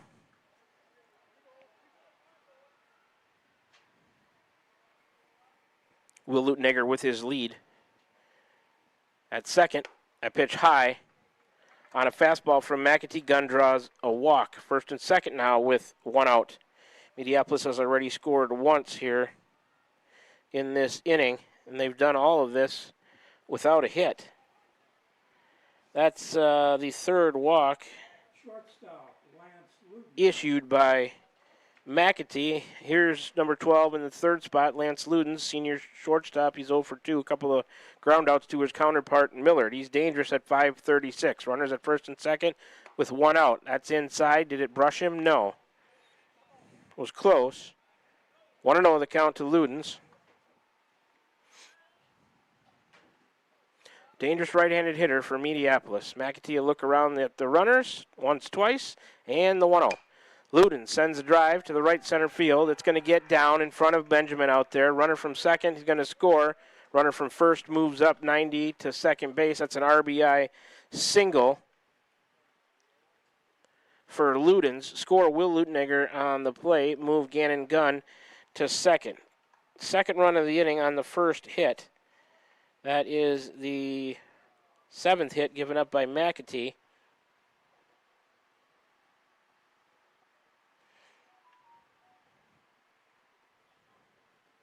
And it's 5-0 Mediapolis. Colton Kirkhart looks like Shane Bagley out to the mound as I was catching up on my scoring summary here. 5-0 Mediapolis as we play top of the fourth. 1 out. They've got runners at first and second. Looks like we're going to make a change. As Shane Bagley talking to Aiden McAtee. Looks like he's going to remove him from the pitching duties. So McAtee ends up going, 3 and third. Got 21 pitches here in the fourth. He started with game total 39 entering this inning. He's up to 60 game total. We'll get the changes for you here best we can. Pitching change. I know I got a sponsor for that. I don't have it memorized. Let me look. Brought to you by Pilot Grove Savings Bank. Pitching change for the Warriors. I will mark that down here in my scorebook. First batter that Kinnick Millard is going to face is going to be Kyler Crow here in the top of the fourth. So Millard, number 2, will get him entered into the book for the Warriors, and we'll check out his pitching line, set him up here. On the season, number 2, Kinnick Millard, the sophomore, has pitched in 3 games. Started 2 and 0-2 record without a save. 9 in the third innings pitched. 223 total pitches, 57 official at-bats, a 2.11 average. He's given up 12 hits, 15 runs, all of them earned. He's walked 12, hit 4 batters, struck out 4, and 11.25 ERA. So it looks like they're going to slide Isaac Leffler to short. Millard is coming in to pitch from shortstop. Colton Kirkhart is going to play third. Where did they send McAtee, to right, or is he out? Looks like Coral, McKinney, and Benjamin still in the outfield. I see Kirkhart. So did they remove McAtee and put Kirkhart into his spot in the order, probably? Most likely. We'll check that when that spot in the order comes around. Make that change right now. Kirkhart is a junior over there at third base. Well, it's Kirkhart at third, Leffler at short now, Urach at second, Isaiah Meek at first, Simmons still behind the plate, Warrior outfield the same. Coral, McKinney, Benjamin, left to right. All right. Got the pitching change entered in. Here is Kyler Crow. He is 1 for 2 with a double on the night. Millard low outside on the first offering. I got to reset my pitch counter. It's the first pitch from Millard. 1-0 to Crow. Mediapolis has plated 2 here. In the fourth, they lead 5-0. Runners at first and second with 1 out. Millard to Crow. Ball 2. And there's just no more room for error here against Mediapolis, as you've heard me talk about already. Millard, the 2-0. 3-0. Can't give him any free passes either. That would load him up with 1 out. You're just asking for more trouble. Kinnick out of the stretch on the 3-0. Missed. Crow draws a 4-pitch walk to load him up. Send Gunn to third. Luden's to second. Crow to first. Millard issues his first walk. The line on McAtee went 3 1/3, giving up 7 hits, I believe.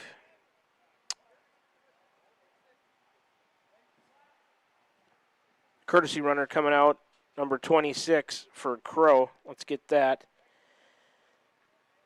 That would be Quincy King, a sophomore.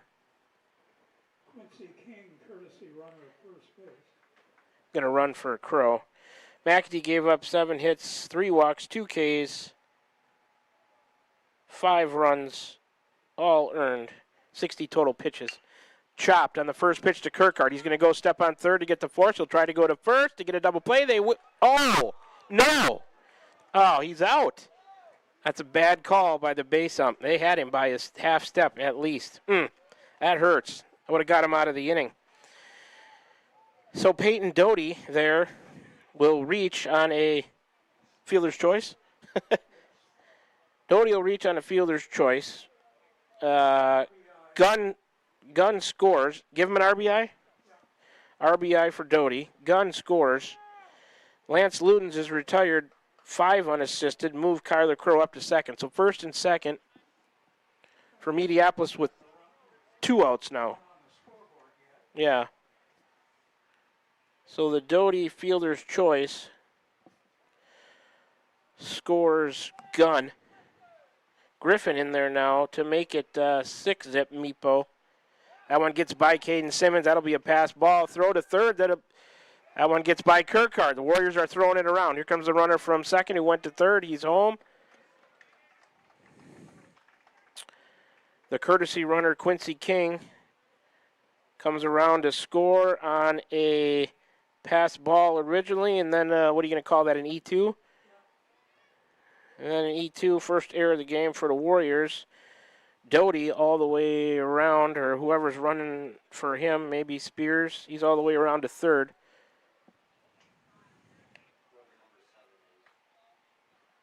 Two and 0 to the batter. Griffin takes a called strike on that pitch. 2-1 now.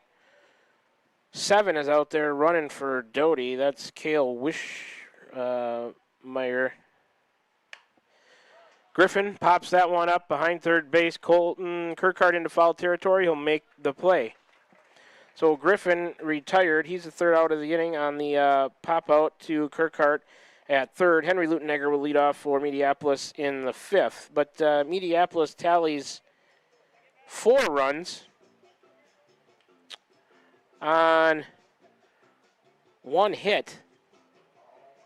There was one error by Simmons of the Warriors, and Mediapolis ends up leaving one on base. Messy inning for the Warriors. Anyway, end result, it's 7-0.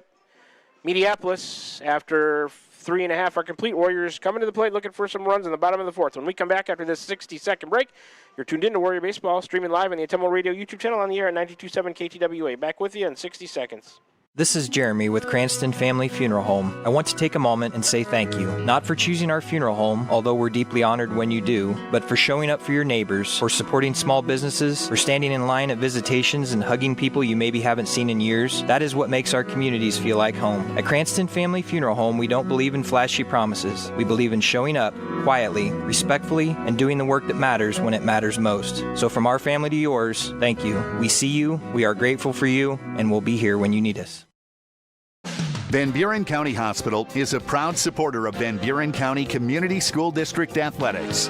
The contributions you make to your team, your school, and your community are appreciated and valued by all of us at Van Buren County Hospital. We want to wish you a successful sports season, and we'll be cheering for you every step of the way. Go Warriors! For all of your healthcare needs, Van Buren County Hospital is here for you.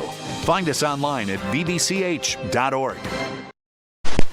We're back with the Van Buren County Warriors on the Atemlo Radio Group Sports Network.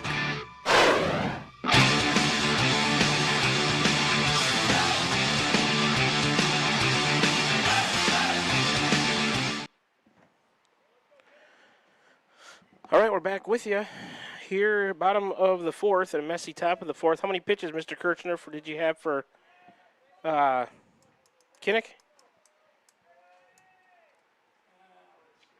I'll let him check that. First pitch by Millard, fly ball center field. To the left, to his left is Henry Lutenegger. He'll make the catch in right center. So it was Millard, Coral, and McKinney for the Warriors on one pitch. Millard flies to center. First out of the inning. He's 1 for 2 on the night with a single. Up next for the Warriors, it's 5, 6, and 7 here. This is number 6 in the order, wearing number 9, Will Coral, sophomore left fielder. He's 0 for 1 with a strikeout. Millard was 200 on the year, Coral 212. Caught the outside part of the plate on the first pitch to Coral from the righty Kyler Crow, who was, how many?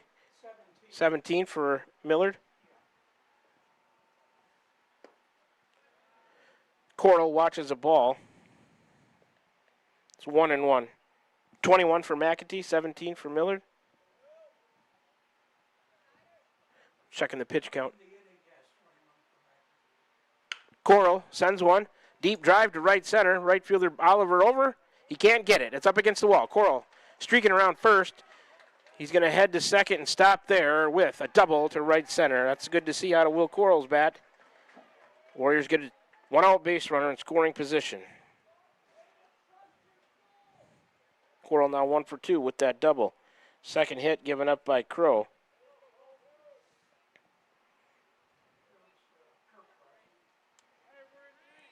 And Kirkhart is in the McKinney spot right now. First pitch to him fouled off to the right and out of play.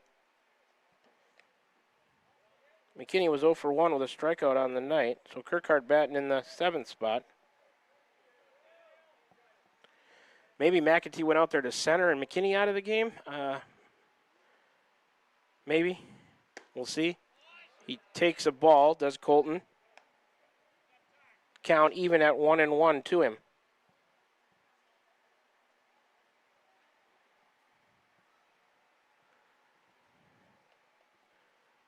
And was that a balk? Oh, no. Coral, must have had to give some equipment or something back to the dugout. He trots his way back to second. Here comes the 1-1 Crow out of the stretch to Kirkhart. Called. Strike 2. Kirkhart, a junior. He was, he reached on base there, reached on an error. I called it. Takes a ball low and outside last night at Central Lee. count even now at 2-2 to Colton. Get his average for you on the season, 0.77, coming into play tonight. That pitch low, and he watched it.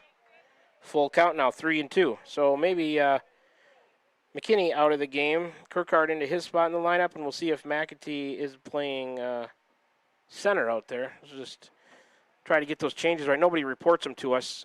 Swing and a miss. On an inside pitch, Kirkhart goes down on strikes. Second out of the inning. Fourth strikeout for Crow. So Coral still out there. Should be 2 outs in the inning. Scoreboard and out behind. Here's Blaine Benjamin. 0 for 1, reached on a fielder's choice. Check swing, took a ball high. Did Benjamin. 1-0. Benjamin 083 coming into play tonight. One of the seniors for the Warriors. Right-handed batter. Crow the righty kicks and fires. Called strike outside half. 1-1 to Blaine Benjamin. Benjamin bats in the 8th spot. Wears number 13. One of the 4 Warrior seniors, like I said. The right fielder tonight for Van Buren County. Here comes the next pitch. He looked at a ball. 2-1 to count now to him. Mediapolis has got 3 in the second and 4 in the fourth. A couple of messy innings where they batted basically around each one time in those innings and managed to plate 7. So the Warriors find themselves in a hole. Coral at second with 2 outs. The pitch, high outside to Benjamin. 3-1. The count to Blaine now. Scoreboard says 2-2. I've got 3-1. Yeah. Crow ready. Here comes the 3-1. Fouled back right up and over us. I think it's full now at 3-2.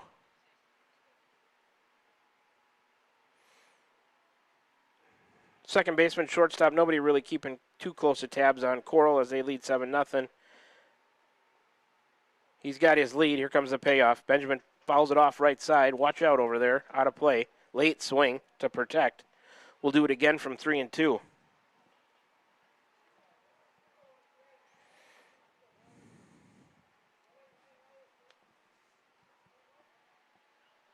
Crow eyes his catcher Doty and has the one he wants. He comes set and the payoff. Ball 4 to Benjamin. He draws a 2-out walk. First and second now with 2 outs for the Warriors. Crow, that's his 4th base on ball, issued. And up next in the 9th spot in the order is number 17, Caden Simmons, the junior catcher. He's 0 for 1 with a strikeout. Simmons came in at 400 on the year and limited at bats. From the right side, he'll swing away against Crow. The first pitch fouled back right below us into the screen. 0-1 to Simmons. Need him to drive one somewhere into a gap and plate Coral and get the Warriors on the board. See if that'll kickstart their offense. They trail 7-0 here in the bottom of the 4th. Crow ready, and the 0-1. High and in. Doty thought about throwing behind Benjamin at first. Griffin's off the bag, so no go. 1-1 to count to Simmons.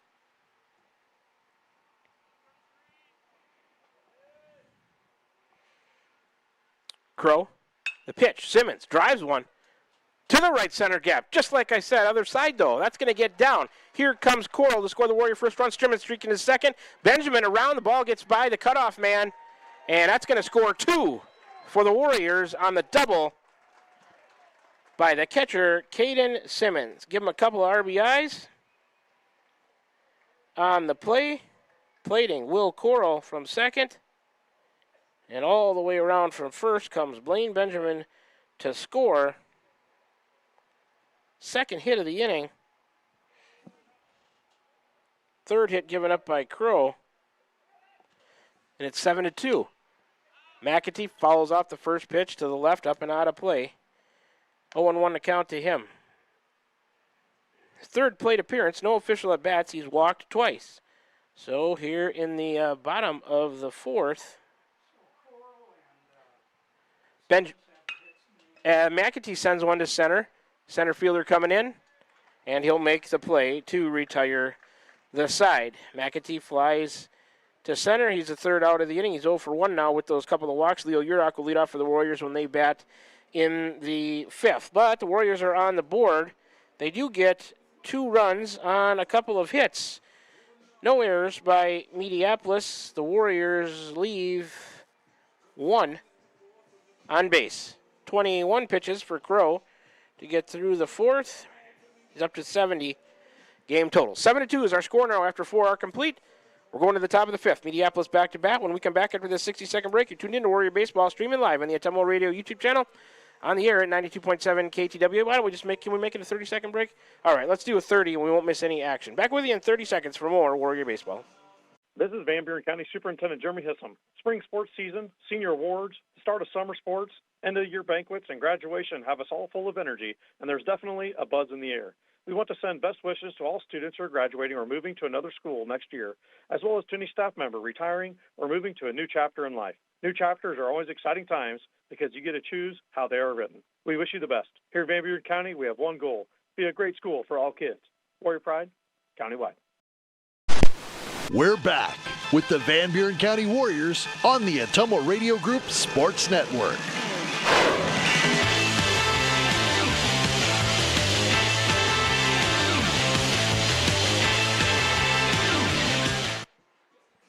Alrighty, back with you from Keosauqua, Iowa this evening. Warrior Baseball here at the Ferguson Sports Complex, Perkins Field. We're headed to the top of the 5th now. It'll be 7, 8, 9. In the order, our score, Mediapolis 7, Van Buren County 2. Millard on the mound. First pitch outside to Henry Lutenegger, 1-0. He is 1 for 2 on the night. He's got a single, a strikeout, and a run scored. Where's number 4? Sophomore center fielder. That one skips away from Millard. And the count is 2-0 to the batter, Henry Lutenegger. So the Warriors tally a couple. Try to crawl back into it. Got to hold him. Bounced in there to Simmons again, 3-0.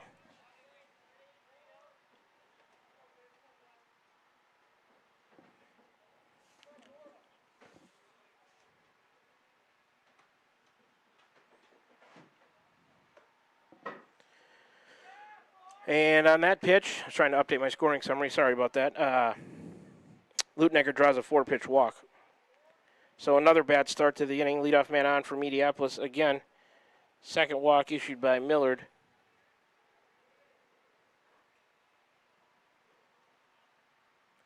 Up next for Mediapolis is number 9, Braden Oliver. Millard out of the stretch now. Oliver, and then Millard checked him at first, throws it away. So, going to score that in air on Millard, throwing that one away. That'll be an E1 as Lutenegger takes second. Pitch is a wild pitch. Lutenegger will take third, way outside on the offering from Millard. First wild pitch of the night for the Warriors, so not a great start here to the top of the 5th. Oliver is 1 for 1 with a single, a walk, 2 runs scored. Right fielder, 375, right-handed batter. He's got a runner at third now with nobody out. That one scoots away from Simmons a little bit, not far enough for Henry Lutenegger to think about coming home from third, and the count to the batter is 2-0. Millard needs to find his release point. A little better on that one, left it high.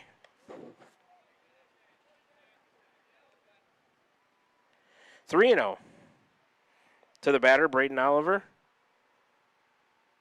And the 3-0. Millard bounced that one on the grass. Wow, that was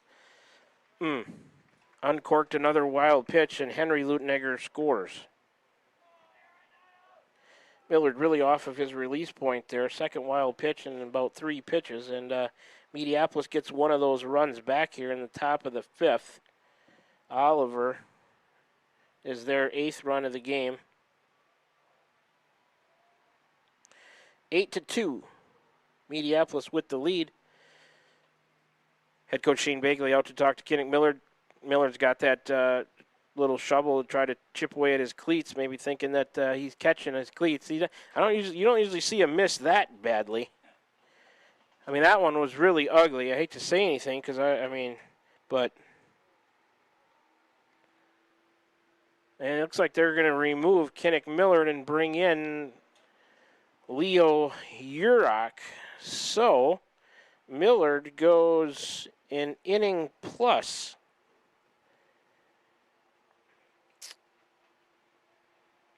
Giving up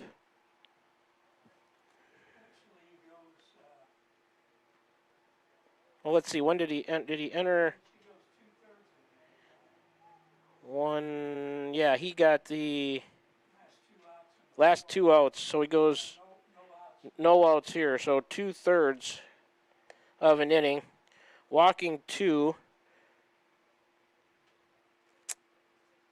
striking out nobody, giving up a couple runs. Only one of them earned, I believe, and a couple of wild pitches. So on 8 pitches in this inning, he's got a game total of 25. Pitching change brought to you by Pilot Grove Savings Bank. Will reset the pitch counter. And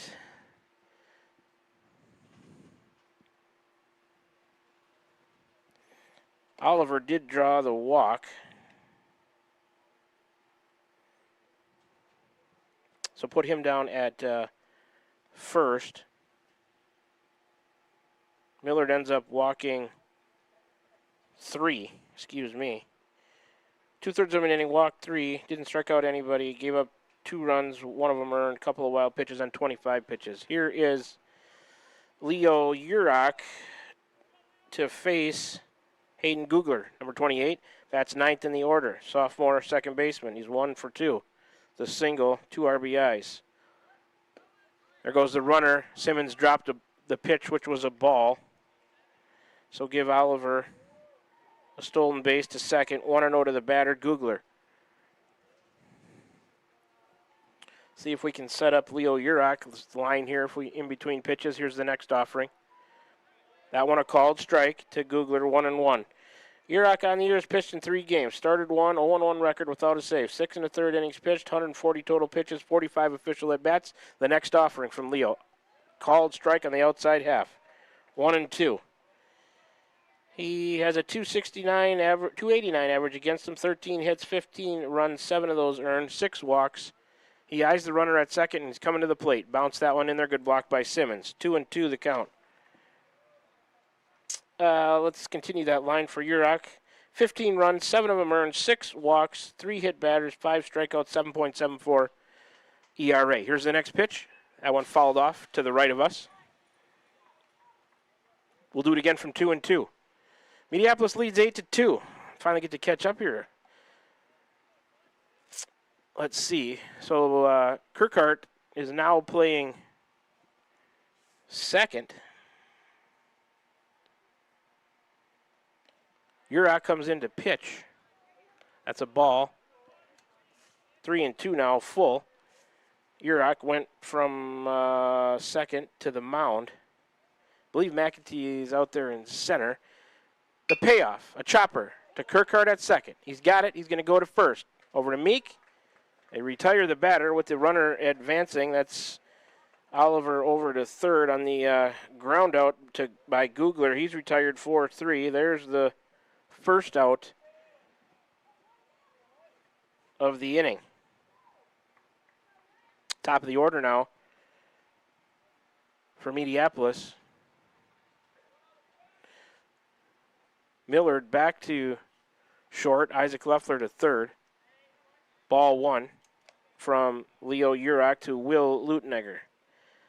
On the night, he is 0 for 2. The walk reached on an unsecured third strike, scored a run. Inside, turned him away. 2-0. So Leffler is back to third. Millard off the mound is back to short. Kirkhart goes to second from third, I think. Pitches a ball. 3-0. Warrior outfield right now is Coral in left, McAtee in center, Blaine Benjamin in right, Meek still at first, Colton Kirkhart at second. Bounce that one in there. That's ball 4. Runner at third stays put. So base on ball issued to Will Lutenegger. First and third now for Mediapolis with one away here in the top of the 5th.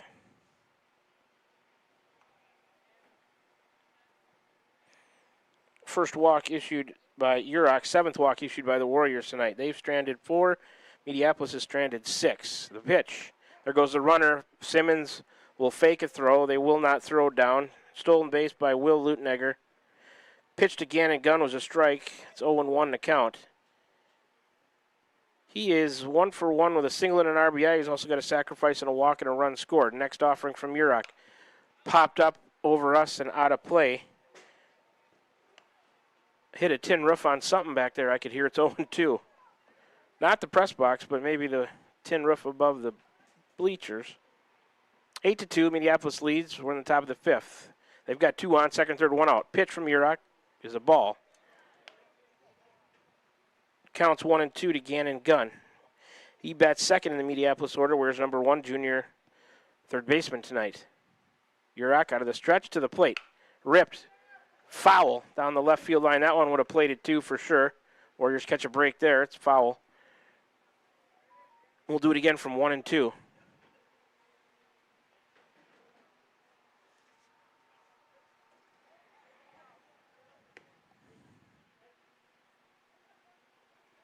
Urach gets a new ball. Home plate umpire. Gave it to Simmons, who gave it to Urach. The other one comes back. The foul ball comes back to the plate. Tucks it in his pocket. So Oliver's at third. Will Lutenegger at second. 1 out. Need a strikeout here. Urach to the plate. Too far outside. Simmons scooted over to block it nicely. Saved a run. And the count is even at 2-2 now. Urach ready. The 2-2 on the way. Sent to left. Can Coral get it? No, he's going to play it on a hop. Oliver comes in to score. It'll be an RBI single for Gannon Gunn. First hit in this messy inning for the Warriors. Score, Oliver. That's the second run of the inning. Mediapolis leads 9-2. And you can move Will Lutenegger over to third. First and third with only 1 out. Give Gunn an RBI. So the Gunn single scores Oliver. 9-2, Mediapolis with the lead. And here's a dangerous hitter, Lance Ludens, to the plate. So far tonight, he's 1 for 3 with an RBI single. Also has a couple of groundouts. Urach, the freshman, to Ludens. Good rip at that one. Fouled it straight back underneath us. 0-1. So Mediapolis has scored twice here in the 5th to take a 9-2 lead on just, well, they've been aided by 3 walks. They have just 1 hit in the inning. Ludens pops that one up down the left field line. Coral to his right, going to go give it a look, and he'll make it. The runner from third will tag. Throw coming into left there. They won't get him. That's an alert play by the runner at third, who was Will Lutenegger. So does that go down as a sac fly in foul territory or no? Yes, it will. Lutenegger scores from third. Give Ludens a sacrifice. He's the second out of the inning on the fly out to Coral and left. Give him an RBI. So the Ludens sac fly scores Will Lutenegger to make it 10-2. Excuse me, Mediapolis. They still have a runner at first with 2 outs now. We're in the top of the 5th. Urach to the batter. Doty sends one past Isaac Leffler at third. Here comes the runner all the way. They're going to throw over there and not going to get him. Runner from first advances to third. And that was Kyler Crow with a single to left. Move Gunn all the way over to third on the play. Third hit No, check that. Second hit of the inning. Mediapolis has scored twice on 2 hits, been aided by 3 walks. Courtesy runner coming in for Crow, 26. Quincy King running for him right now. So Mediapolis has tallied 4 now in the 5th. Another messy inning for Van Buren County here. Tallied 4 on a couple of, tallied 3 on a couple of hits, 3 walks, and error. 11-2, 10-run rule coming into play here. Warriors will get to bat in the bottom of the 5th. Chopped foul, left side. 0-1 to number 3, Peyton Doty, the senior catcher. So far tonight, he is 1 for 3. He's got a single, a fly out, and a fielder's reached on a fielder's choice, but that equates to a 1 for 3. First and third for Mediapolis. The pitch to Doty. Fly ball, right, left center. McAtee over. He's there. He'll squeeze it and make the play. Doty flies out for the 3rd out of the inning, which will retire the side. Max Griffin will lead off. If Mediapolis, they'll bat in the 6th inning. So Doty out on the fly out to McAtee in the center. Finally retires the side. Mediapolis scores 3. As I try to catch up. 3 runs on just 2 hits, 1 error. They leave a couple aided by 3 walks from the Warriors. It's now 11-2. Mediapolis after 4.5. Warriors looking for some runs when we come back after this 30-second break in the bottom of the 5th. You're tuned into Warrior Baseball right here on the Atumwa Radio Group Sports Network. We're streaming live on the Atumwa Radio YouTube channel, also on the air at 92.7 KTWA. 22 pitches for Urac to get the Warriors out of a messy top of the 5th. Back with you in 30 seconds. Hi, Susan here at Wasco Hardware in Keosauqua. When you're wanting to spruce up your home, come see our kitchen and bath showroom. We also have flooring, from luxury vinyl to Shaw and Mohawk carpet. Every color for your rooms, from Best Look paint. Plan now to get all of your lawn and garden projects done from the help of Wasco Hardware. And remember, we have the perfect gift for that special someone, from Milwaukee tools, grilling, or a scented candle, and so much more. Wasco Hardware, downtown Keosauqua. Check us out online at wascohardware.com. We're back with the Van Buren County Warriors on the Atumwa Radio Group Sports Network.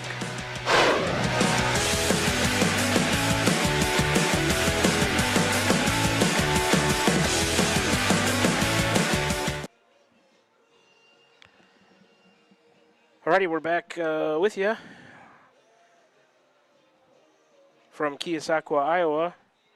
Had 22 pitches for Urac to get the Warriors through that messy top of the 5th. I was just checking what he gave up. Let's see. He gave up a walk, 2 hits. Try to get the line for Mediapolis. They score 3. I think the score should be 10-2, right, Mr. Kirchner? Not 11? Who did I miss that scored?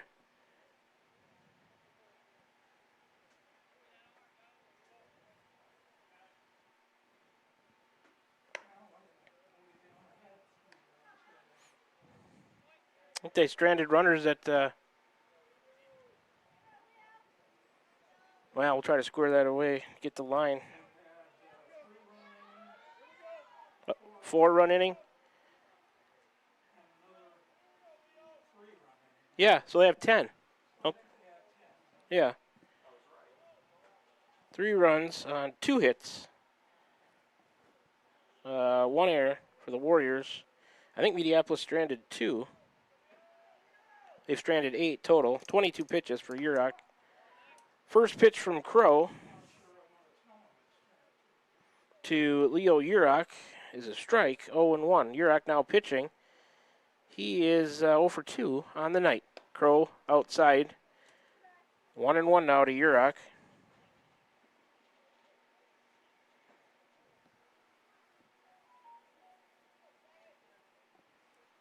Crow still working out of the stretch. He's ready. Here comes a pitch to Urac. Chop foul, third base side. 1-2. Scoreboard says 11-2. We were a little confused here in the booth during the break. I believe it's 10-2. That's all I've got in my scoring summary.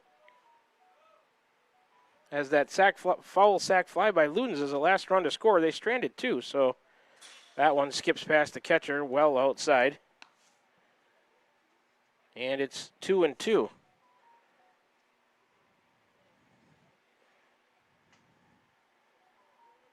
I think the Ludens sack fly scored Will Lutenegger, and then on that single by Crow, pushed Gunn from first to third, swing and a miss to Urach. He goes down. Strikeout swinging variety, first out of the game. That's the 5th strikeout for Crow. 3. And then Doty flied out to center, and they stranded a couple. So I believe it's, scoreboard is wrong. Up next for the Warriors, it's Isaac Leffler, bats third in the order, wears number 3. Senior was moving around between third and short tonight. He's playing third right now. First pitch from Crow. Breaking ball, missed. 1-0 to Isaac. On the night, he's 0 for 1 with the fielder's choice. Also has a walk, stranded on the bases both times. Crow coming to him. Low and outside. Isaac watched it. It's 2-0.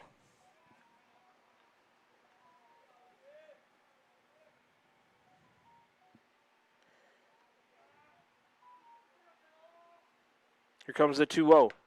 That's a called strike as it catches the outer half. 2-1. So everyone on the scoreboard down there is, they're always a pitch behind us on the lights that light up. They have 1-1. I got 2-1. Now they got it right, but they got 2 strikes. I have 2 balls. I believe it's 2-1. Crow ready. Here comes the pitch. Oh, looked outside. Leffler took it.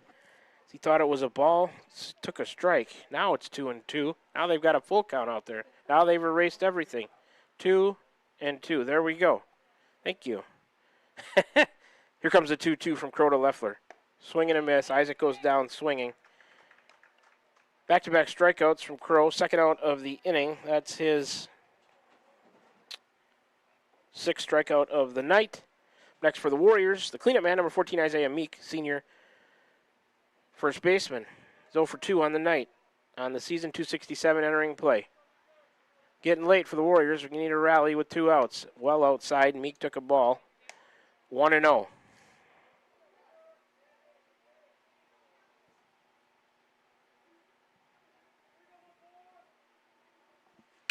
Meek, a bouncer to short. Charged by Ludens, fielded on the edge of the grass. He'll throw on the run over to Griffin. They'll retire Meek at first on a nice play.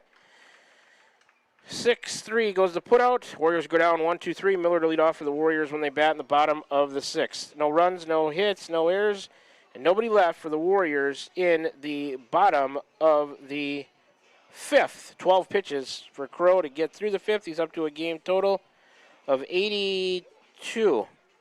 To the top of the 6th we go. For Mediapolis, it'll be 6, 7, and 8. Coming up, Griffin, Henry Lutenegger, and Oliver. When we return from this 30-second break, come on back for more Warrior Baseball. You're tuned into us on the Utumwa Radio Sports YouTube channel, also on the air at 92.7 KTWA. Back with you in 30 seconds. I'm Missouri Seed of Keosauqua. As the hay and pasture seeding season wraps up, it's time to start thinking about summer annuals and cover crops after wheat. When you're looking to improve your farm profit or grazing efficiency, call me, Ryan, at 319-293-3114, because you're not just buying seed, you're gaining a partner committed to quality and exceptional service for farmers. I'm Missouri Seed of Keosauqua, your dedicated seed expert. Let me help you grow your success. That number again is 319-293-3114, or visit us on Facebook at I'm Missouri Seed. We're back with the Van Buren County Warriors on the Utumwa Radio Group Sports Network.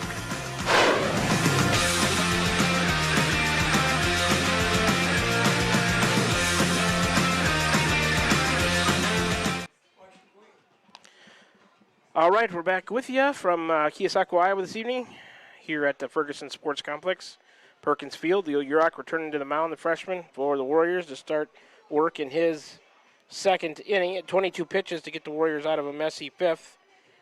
Gave up a couple of hits. And he would have been responsible, I guess, for one of the runs.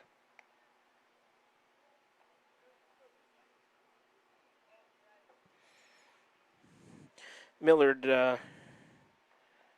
let's see, he would have been responsible for, I believe, 3 of them when in his outing, if I have it down right. First pitch to the batter, Max Griffin, is a strike. 0-1. Griffin grounds that one to Meek at first. He'll take it and beat him to the bag, retiring Griffin. 3 unassisted, first out of the inning. Griffin now on the night. He is 0 for 4, reached on fielder's choice, scored a run.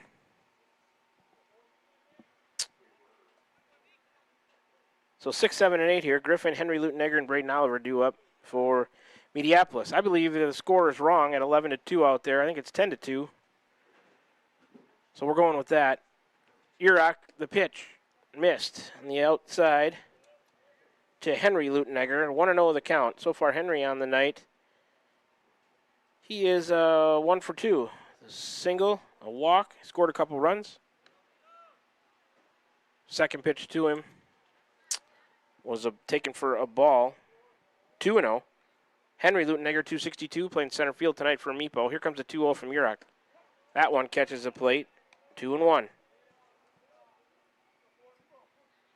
Base is empty, 1 out here as we play top of the 6th, the Mediapolis half. They lead 10-2. Fouled off right side by Henry Lutenegger, evening the count at 2-2. Mediapolis had some messy innings tonight on their side of the scorebook. That's a good thing for them, bad thing for Van Buren County. The 2nd, the 4th, and the 5th. Almost, if they didn't, they batted around. That pitch lined, or flied out, I should say, to center. McAtee a little bit to his left. He's under it. He'll make the play. Henry Lutenegger flies to center. 2nd out of the inning, so Urach has got the first 2 he's faced here in the top of the 6th. That's what you got to do, keep that score right where it is. Up next for Mediapolis in the 8th spot is number 9, Braden Oliver, senior right fielder. Through 75 for him on the year. Tonight so far, he's scored 3 runs. He's 1 for 1 with a single, 2 walks, 3 runs scored. In there from the right side. Takes a ball high on the first offering from Urach. 1-0 to Oliver, right-handed batter. Urach, the righty, working out of the stretch, lifts the left leg. He's coming home. Fouled off right side, out of play. 1-1 to count to Braden Oliver.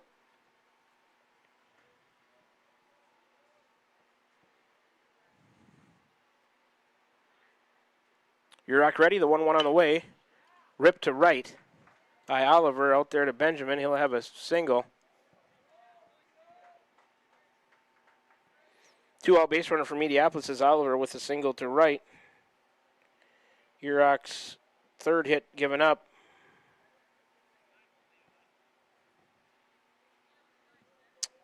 And that'll bring up number 28, hitting in the 9th spot, Hayden Googler, sophomore. 2nd baseman. He's 1 for 3. The 2 RBI single in the 2nd. Urach, token look at the runner out of over his shoulder. Missed on the first pitch to Googler. 1-0.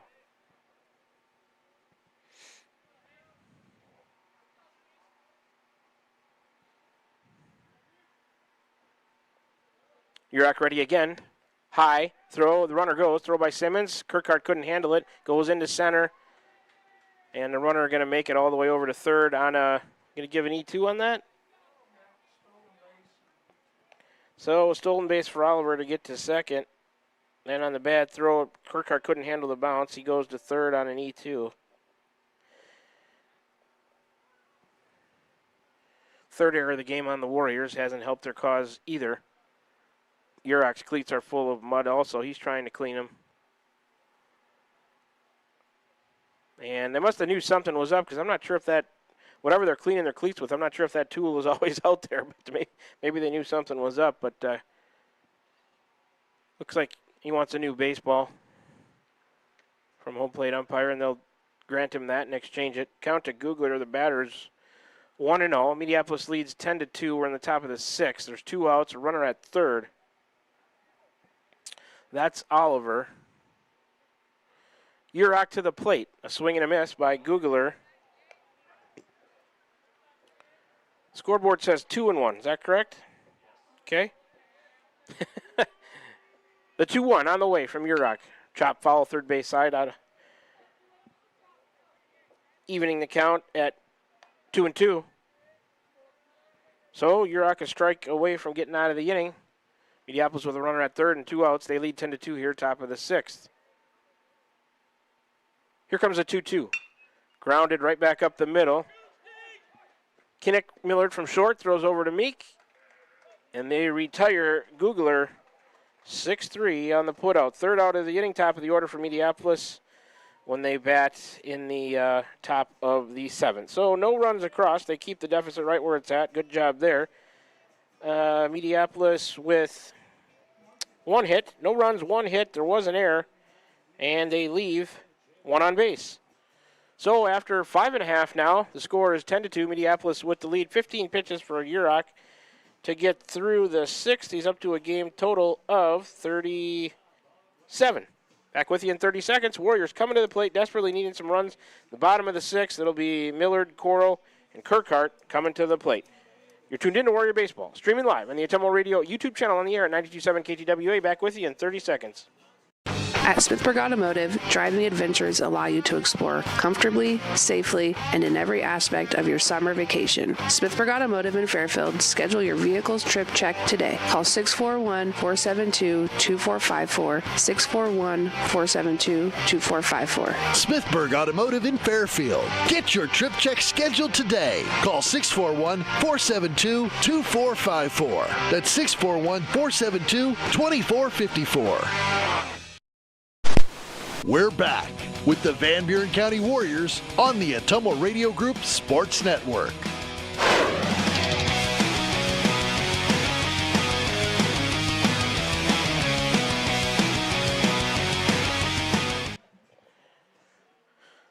Okay, we're back with you from the Ferguson Sports Complex here, overlooking Perkins Field, Keosauqua, Iowa. Warriors coming to the plate. Kinnick Millard in there, looking to start a rally. They trail 10-2. Crow still on the mound, starts him with strike 1. Millard on the night is 1 for 2 with a single. Crow missed his release point on that one, bounced it in there. Wonder if his cleats are sticking a little bit too there. Seen some pitchers miss with some bad release points tonight. Count 1-1 to Millard. Crow started this inning with 82 total pitches. He's up to 84 after the first 2 to Millard. 1-1 to count. And here comes the next offering. Low and outside. Skips past Doty. 2-1.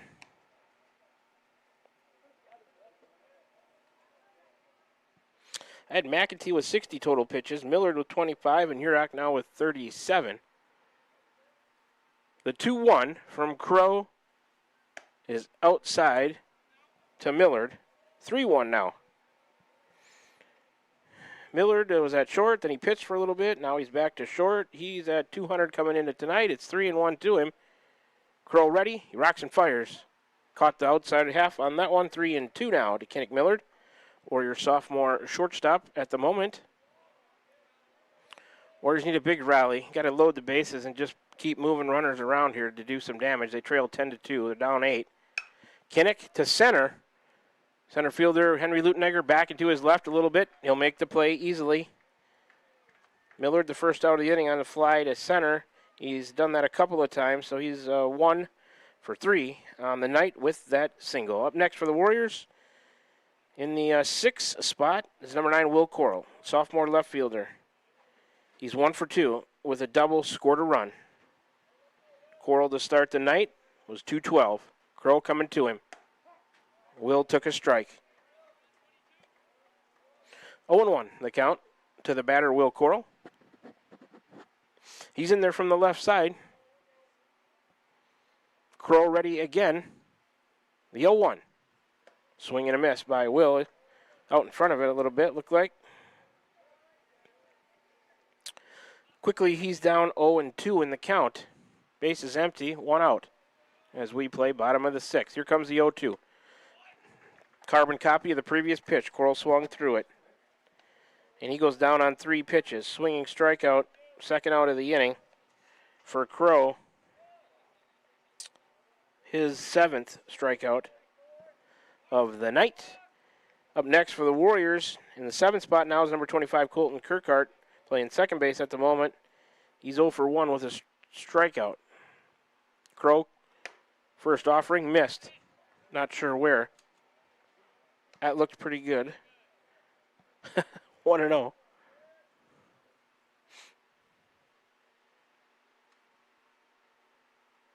Here comes the 1-0. High and in a little bit for 2-0 now to Kirkhart. On the season, Colton is 077. Finally got his first hit. I'd like to see number 2 right here. Crow coming to him, then bounce that one in the dirt. Gets by Doty. So, it's 3-0 to Kirkhart. Benjamin out of the on-deck spot to clean up that, was a wild pitch, but nobody advanced on it, I guess. It got past the catcher to the backstop. 3-0 on the way. Inside, Kirkhart draws a walk. So, the Warriors get a 2-out base runner, as that is the 5th walk issued by Kyler Crow. That'll bring up the number 8 hitter in the Warrior lineup, wearing number 13, Blaine Benjamin, senior right fielder. He's 0 for 1, reached on a fielder's choice, also has a walk and a run scored. From the right side is Benjamin. Crow out of the stretch, as always. Kirkhart with his lead at first. Here comes the first pitch. Benjamin fouls it off right side out of play. 0-1 to Blaine.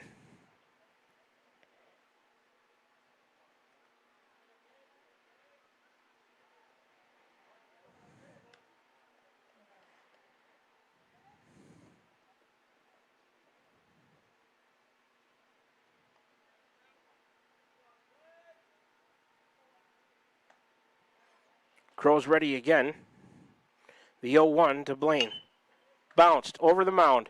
Ludens will charge. Glove behind the mound throw to first to Griffin to get Benjamin 6-3 on the putout. Third out of the inning. Simmons will lead off for the Warriors when they bat in the bottom of the 7th. So, no runs, no hits, no errors. They leave 1. Score remains 10-2 after 6 complete. We'll go to the top of the 7th. Mediapolis back to bat. When we come back after this 30-second break, Leo Urach going to head back to the mound and do some more pitching for the Warriors. 15 pitches for Crow to get through the 6th. I got a game total of 97 for him now. 30-second break, then we'll be back with more Warrior Baseball. You're listening to Warrior Baseball on the Tumble Radio Group Sports Network. Tuned in on the Tumble Radio YouTube channel, also on the air at 92.7 KTWA. Back with you in 30 seconds.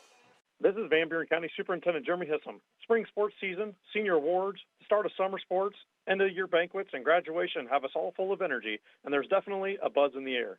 We want to send best wishes to all students who are graduating or moving to another school next year, as well as to any staff member retiring or moving to a new chapter in life. New chapters are always exciting times because you get to choose how they are written. We wish you the best. Here in Van Buren County, we have one goal: be a great school for all kids. Warrior Pride, countywide.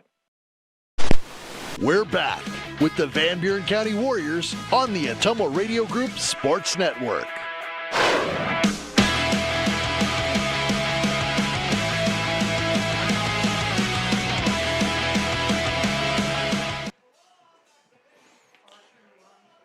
Alrighty, back with you for the top of the 7th. Leo Urach back out on the mound for the Warriors for Mediapolis. It's the top of the order. Will Lutenegger, Gannon Gunn, Lance Ludens. First pitch is a called strike to Will Lutenegger, 0-1 so far on the night. He is 0 for 2. 2 runs scored, takes a ball, 1-1. He's 0 for 2 with the strikeout, reached on an unsecured third strike. He's drawn a couple of walks, scored 2 runs. Sends that one a pop-up, right side, out of play, over the Warrior dugout. 1-2. Will Lutenegger, left fielder, 381, coming into tonight's action.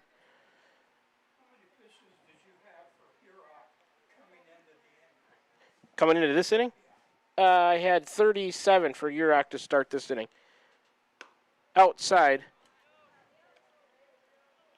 2-2. Mr. Kirchner, I had 22 for Urach in the 5th and 15 in the 6th.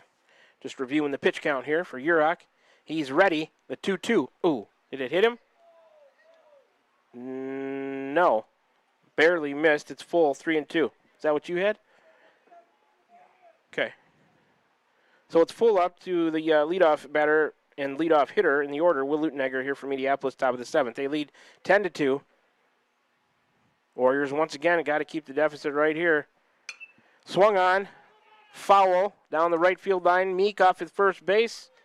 He'll make the catch in foul territory. A nice play by Isaiah Meek to retire Will Luttenegger on the pop out to the first baseman. First out of the inning. Up next in the second spot of the order is number 1, Gannon Gunn, a junior third baseman tonight. He is, 2 for 2. He's also had a sacrifice and drew a walk, scored a run. Here comes a pitch from Urach. Swung on, soft, pop up behind second base. Millard there, he'll make the catch. So, on one pitch, Urach gets the second out of the inning as Gunn pops out to Millard behind second. 2 pop-outs for Mediapolis here, and up next, number 12, Lance Ludens, third in the order, senior shortstop. Tonight, he is 1 for 3 with an RBI single. He also has a sac fly. Urach catches the outer half on the first pitch to Ludens. 0-1. Ludens, a dangerous hitter, 536 from the right side coming into play this evening. Urach out of the stretch, the 0-1 on the way. Fouled off right side out of play. 0-2 quickly to Ludens. Urach looking to have a quick inning here. Set Mediapolis down, get the Warriors back to the dugout. Bats in hand, and got to start a rally. Like I said, Warriors got to load the bases and just keep sending people around the carousel. They're down 8, 10-2 as we play top of the 7th. Breaking ball, Ludens swings, pops it up, foul third base line. I think it's going to get out of play. It will. We'll do it again from 0-2. Warrior offense just able to mount a couple of runs tonight in the 4th on a Simmons double. Scored Coral and Benjamin. That's been it. Mediapolis had 3 in the 2nd, 4 in the 4th, 3 in the 5th. Fouled off right side by Ludens. Once again, we'll do it again from 0-2. So far, Mediapolis has stranded 8, and Warriors have stranded 4. Mediapolis, 9 hits. Van Buren County, which is 3. Warriors with a couple of errors also. That pitch taken for a ball by Ludens. 1-2 now, the count to him. Urach, a freshman, he's done a pretty nice job, really, on the mound for a freshman this year for the Warriors. We'll look for him more pitching through his career. And just as I say that, Ludens, the senior, lines one back to Aiden McAtee in center for a single. So Ludens, a 2-out base runner, a single to center.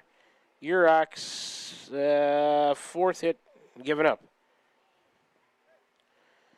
Up next for Mediapolis is number 6, the cleanup man, Kyler Crow. The junior pitcher tonight. He is 2 for 3, a double, a single. Also has drawn a walk and scored a run. First pitch to him is a called strike from Urach. 0-1 to count to Crow. Ludens on at first, a 2-out base runner for Mediapolis. Crow in there from the right side. He was 359 entering play tonight. Urach coming to him. Swung on. Sent out to right. Can Benjamin get it? Oh, he almost overran it. Had to reach back, but Blaine makes the play out there. Sometimes unorthodox, but Benjamin makes the play to retire the side as Crow lines out, I guess you would say, to Benjamin in right. 3rd out of the inning. Mediapolis at the 5 spot in the order if we need to play extras. No runs in the top of the 7th for Mediapolis on a hit. There were no errors, and the Bulldogs leave 1. 15 pitches for Urach, doing a nice job on the mound to get through the 7th. He's up to a game total of 52. Last at bat for the Warriors, unless they can tie it or take the lead. Well, if they take the lead, it'll be their last at bat. If we want to play more, they'd have to end in a tie. But we'll hope for a rally of some kind here as we go to the bottom of the 7th. That's what I'm trying to get across to you viewers and listeners. Back with you after 30 seconds for the bottom of the 7th. You're tuned in to Warrior Baseball, streaming live on the Atomo Radio YouTube channel on the air at 92.7 KTWA. We'll take a 30-second break and come on back for the bottom of the 7th.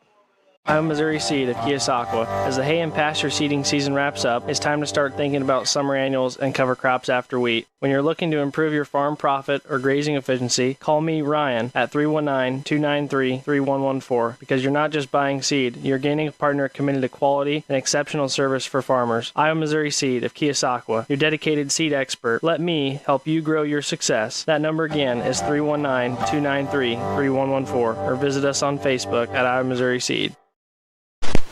We're back with the Van Buren County Warriors on the Atomo Radio Group Sports Network.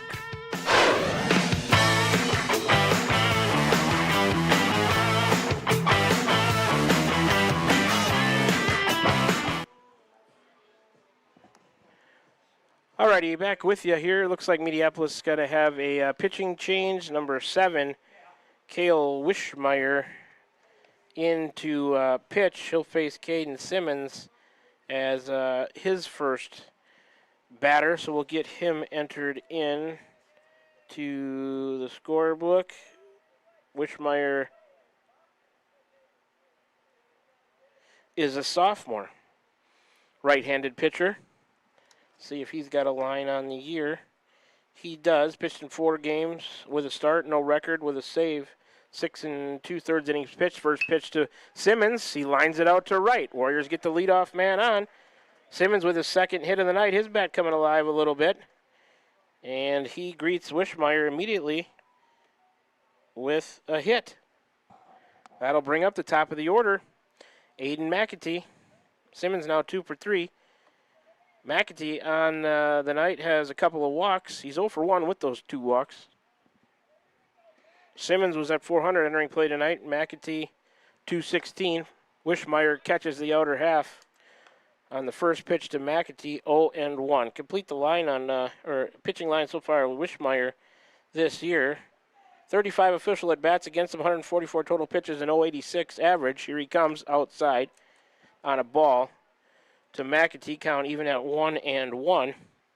He's 0.86 average against Wishmeyer. He's given up 3 hits, 4 runs, 3 of them earned.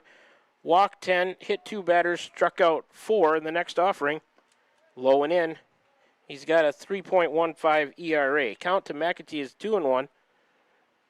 Simmons staying put over there at first. I don't think the Warriors want a chance to run in and give Mediapolis a chance to throw him out. They got to load the bases and get some base runners moving around. That one bounced. There goes Simmons. That will be a wild pitch, as Simmons goes down to second on the wild pitch by Wishmeyer. First wild pitch for Mediapolis on the night. Count to McAtee is 3-1. Here's the next offering. A called strike to McAtee. Full up now, 3-2. Warriors need base runners and runs and hits. Everything that has to do with offense. They trail by 8, 10-2 here. Bottom of the 7th. The payoff from Wishmeyer to McAtee. Chopped over the mound. Gluten charges gloves. Will throw out McAtee. Simmons will move to third. McAtee retired 6-3, first out of the inning. Up next for the Warriors, number 7, Leo Urach. The freshman started at second base, and he's pitched, for the most part, the last 3 innings for the Warriors. On the night, he is 0 for 3. Reached on a fielder's choice, put out on the bases in the first. Wishmeyer to Urach, a called. Strike 1. After I got to tally everything up here so far, Mediapolis with 11 hits, the Warriors with just 3. Chopped right back to the mound. Wishmeyer can't get it. Luden's behind the mound, a glove throw to Griffin. Run will score. RBI for Urach. He's retired, though. Again, 6-3, second out of the inning, give him an RBI ground out. Score Simmons on the play. It's 10-3. So here in the bottom of the 7th, the Warriors tally at least 1 on the Urach RBI ground out. Scored Simmons. Leffler lines one to the gap in left center on the first pitch he sees. He's around first, streaking for second. Almost runs into the ump. He'll make it standing. A double for Leffler. He is 1 for 3 on the night. Also has a walk. Reached on fielder's choice.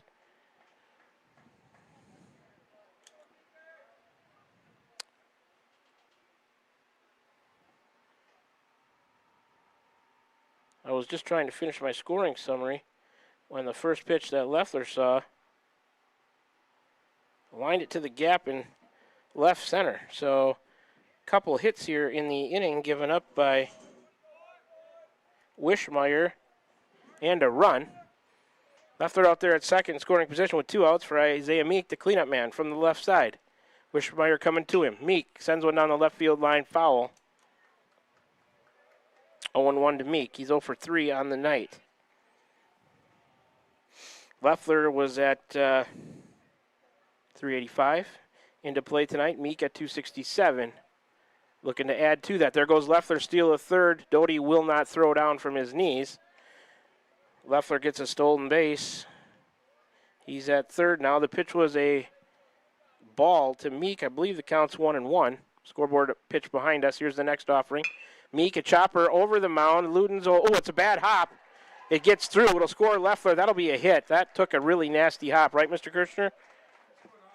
Yeah. So give Meek a single to center and an RBI. Score Leffler. That was a bad hop. Ludens was in position. It just hopped right over his glove. So the Warriors tally at least 2 here. The Meek single scores Leffler to make it 10-4.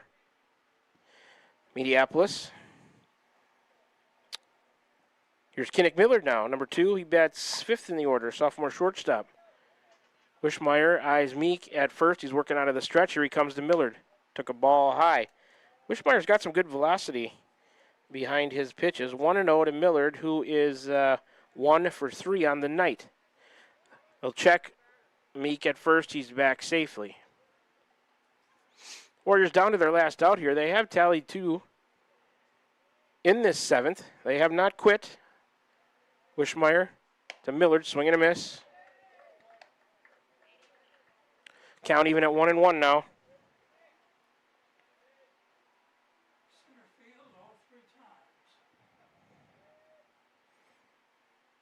Here comes the 1-1. Oh, a check swing. I think he went. He did. One he should have let go. Was low outside. So the Warriors down to their last strike now. 1-2 to Millard. Mediapolis leads 10-4 as we play in the bottom of the 7th. Meek, after his RBI single to center, he's on at first. Here comes a pitch. Inside, there goes Meek. They will not throw down. Millard takes a ball. 2-2. Give Isaiah a stolen base down to second. A little bit of a defensive indifference there, but we'll credit him with a stolen base. 2-2 on the way. Fouled back to the right of us. We'll do it again from 2-2. Mediapolis with 10 runs on 11 hits. No errors for them. The Warriors with 4 runs on, well, they've got a couple hits here on 4 runs on 5 hits, I believe. 3 errors. Here comes the next offering. Line to the second baseman, caught on a line drive right to Googler. Millard lines out to end it, and end of the game at 9:23. We'll talk about the total time in a little bit, but it's a final now. We'll mark that down on the scorebook. Millard lines out to the second baseman, Googler, for the 3rd out. Warriors, it's a final. Mediapolis wins it 10-4. Warriors in the bottom of the 7th get 2 runs on 2 hits. There were no errors by Mediapolis. Warriors leave 1 on base. So 2 runs on 2 hits, no errors. They leave 1 to strand 5. Total Mediapolis strands 10. 20 pitches I had for Wishmeyer to get Mediapolis through the 7th. And that is his game total. So Wishmeyer goes, Crow goes 6. Wishmeyer goes an inning, giving up a couple of hits, a couple of runs, both earned. 1 wild pitch, 20 pitches total for Wishmeyer. All right, that'll take us to the post-game show.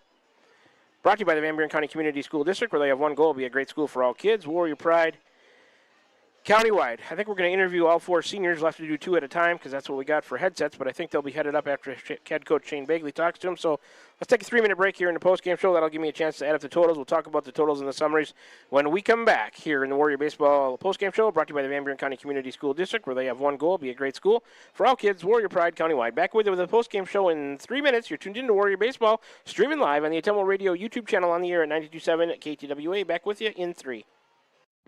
Are you thinking about or ready to build that home or shop or deck that you've been dreaming about? Come see us at Dowd's Lumber and Home Center in Dowd's, and we will transform your dreams into reality. By using our 3D computer-aided design system, you can see and walk through your dream project. After your project is designed, we can generate a detailed material list to see if it fits within your budget. Contact Mike or Josh at Dowd's Lumber and Home Center to get your project started today. 641-936-7115 or check us out at dowdslumber.com.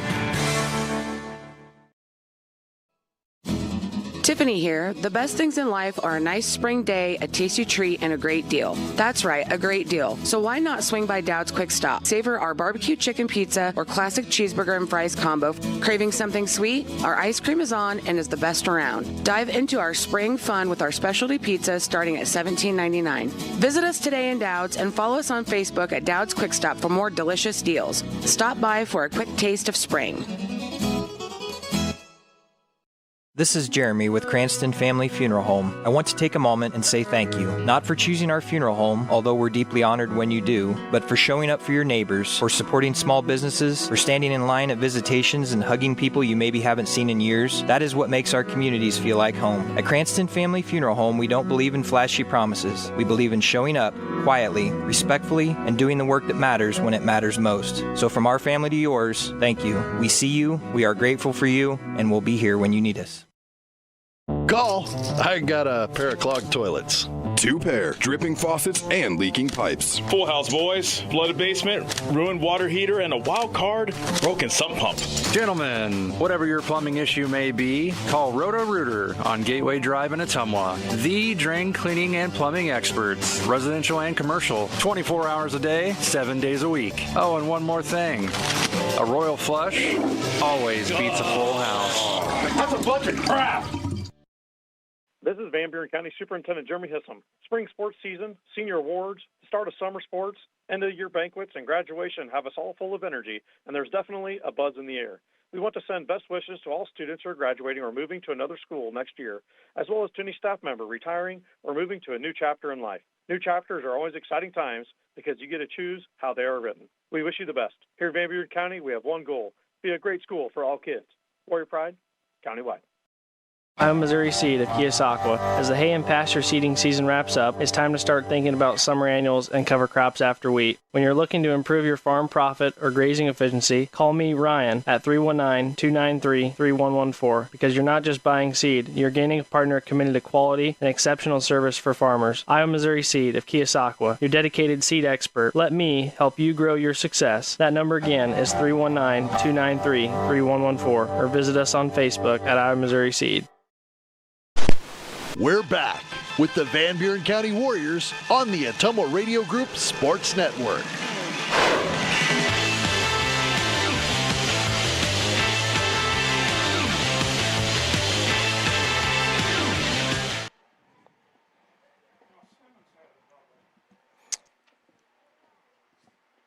Alrighty, we're back with you from Keosauqua, Iowa, Van Buren County Community Junior Senior High School. No, we're not there. We're at the Ferguson Sports Complex. I'm so used to saying that. We just completed boys high school varsity baseball for you. Mediapolis got a 10-4 win in Southeast Iowa Super Conference South Division action. The totals for you tonight: Mediapolis 10 runs on 11 hits, no errors. They leave 10. The Warriors 4 runs on 6 hits, 3 errors. They leave 5 men on base. Winning pitcher Crow, losing pitcher McAtee. Time of the game 2 hours and 7 minutes. Mediapolis improves to 13-1 on the year. They're 8-1 on the road, 7-0 in the conference. Warriors fall to 6-8 on the year. They're 3-3 at home, 2-4 in the conference. Let's go over the scoring summary for the seniors come up here for their interview. Top of the second, a Googler single scored 2 to make it 2-0 Mediapolis. Then a Gunn RBI single scored 1 to make it 3-0 Mediapolis. Top of the fourth, and Oliver scores on an unsecured third strike to make it 4-0 Mediapolis. Ludens a single scores Will Lutenegger to make it 5-0 Mediapolis. A Doty fielder's choice scored Gunn to make it 6-0 Mediapolis. And Quincy King scored on a pass ball and a throwing error on Simmons, the catcher, to make it 7-0 Mediapolis after 3.5.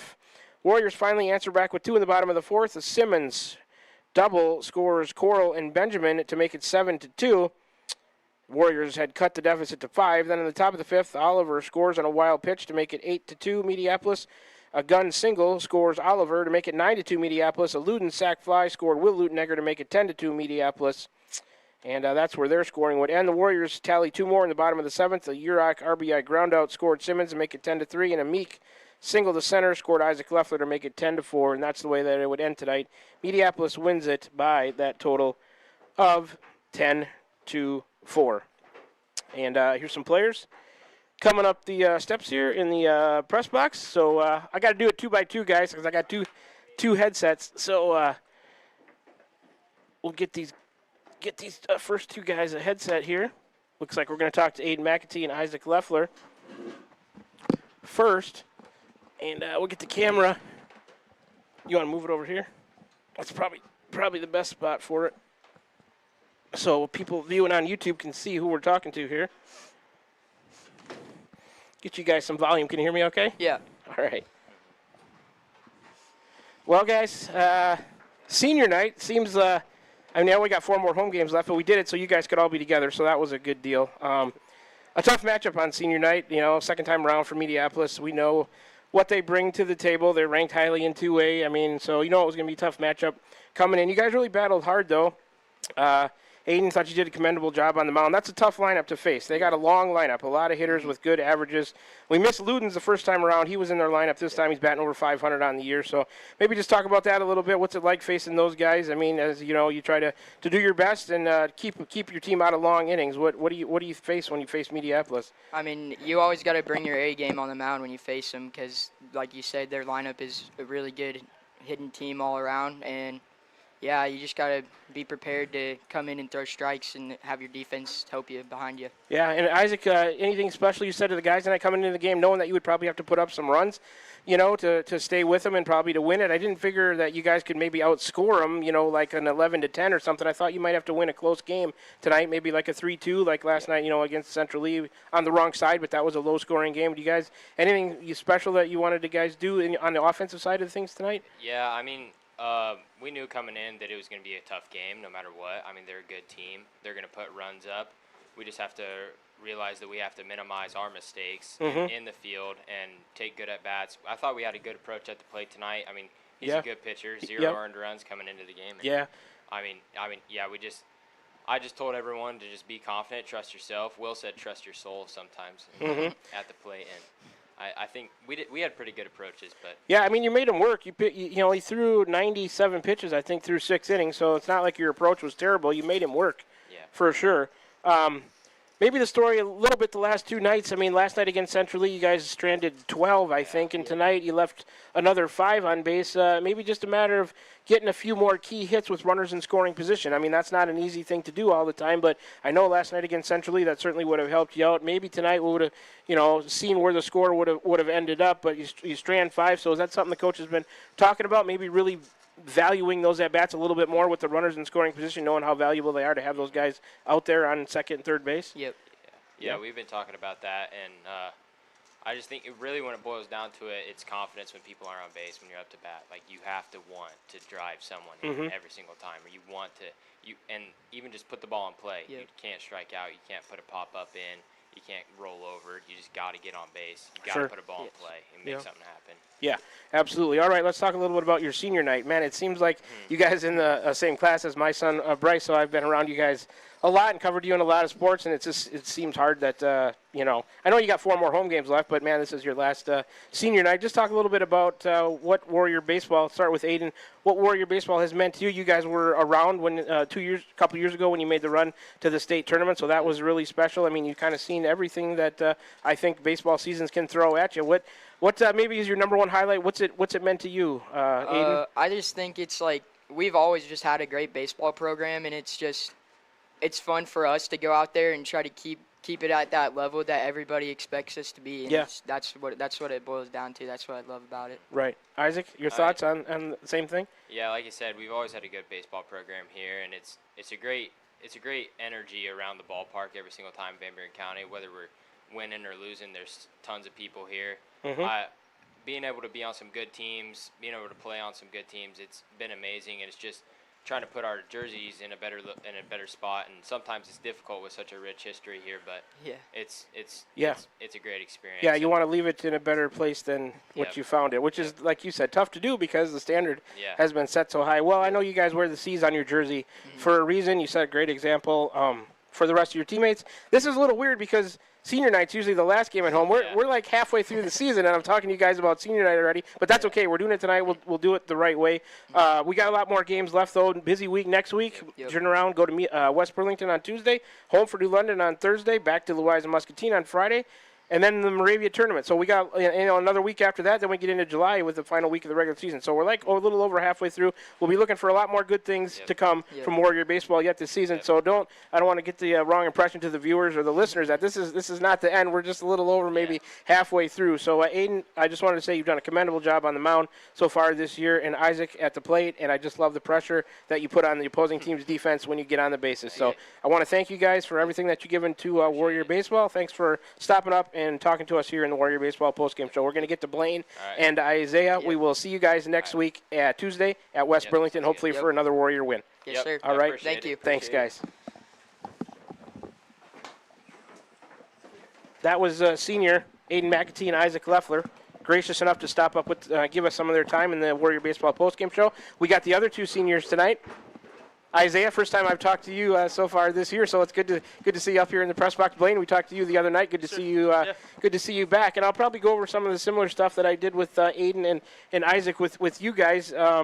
Man, I've watched you guys play a lot of things and just do a lot of things throughout your high school career, and it seems almost surreal to have a last senior night here with you. But like I told those guys, we're only just a little over halfway through the season, so a lot more opportunities for you guys to stack some wins here. What do you think about so far through your first, I guess you're 6-8 now, through your first 14 games? You were in a 1-5 hole as a team-wise early. You crawled out of that and climbed all the way to 500 at 6-6. The last 2 nights we knew they would be tough against Central Lee. That game could have went either way. Just a tough 3-2 loss over there in Mediapolis. We knew what we would be facing because they're ranked highly in 2A, so they're tough. But just your thoughts maybe on the first half of the season as we turn around and get ready for the second half here, individually and as a team. How you guys think you're doing? Yeah, for sure. Definitely thinking back on it now, it's weird to think about, but we are a better ball team this year. And that's just a fact that not a lot of us realize and not get enough credit for ourselves. Going into a night like tonight, you got to make stuff happen, and it comes down to the individual and the team. Yeah. You need every link. Right. We wear a chain. There's a chain that coach hands out at the end of a game, the MVP. Yeah. And that chain, that link of chains around it symbolizes that every link of a baseball team matters. Right. And that comes into so play. So somebody gets it as an MVP, but it's as a result of the whole team. That's a great attitude to have. And thinking back to when I played high school sports, I always wanted to do the best that I could for the betterment of the team. And I think that's probably a good way to say it, too. I see that attitude a lot with you guys. You want to do the best that you can for the total improvement of the team. Never taking just the individual accolades for granted. So that's a great way to look at it. You've done a great job on the mound this year, Isaiah, I thought, and also at first base. Man, I noticed a lot of you bail out your infielders a lot of times, making a nice one-hop scoop over there, and I comment on it, because that's saving an error and probably saving a base from one of the base runners. So really good job over there at first base. Your bats come around too lately. What maybe just something that is there anything that you can maybe say to yourself, hey, I got to work on this in the second half of your senior season? Anything that you want to focus on, be it on the mound, you did a great job last night at Central Lee, maybe at the plate, maybe doing something different in your at-bats. Is there something that you want to focus on yet this season? Yeah, for sure. Yeah? Definitely at the plate. I need a lot of work. Most of the hits that I have are weak ground balls. They find the gaps, but I'm not as happy with those as I am a solid base hit. Yeah.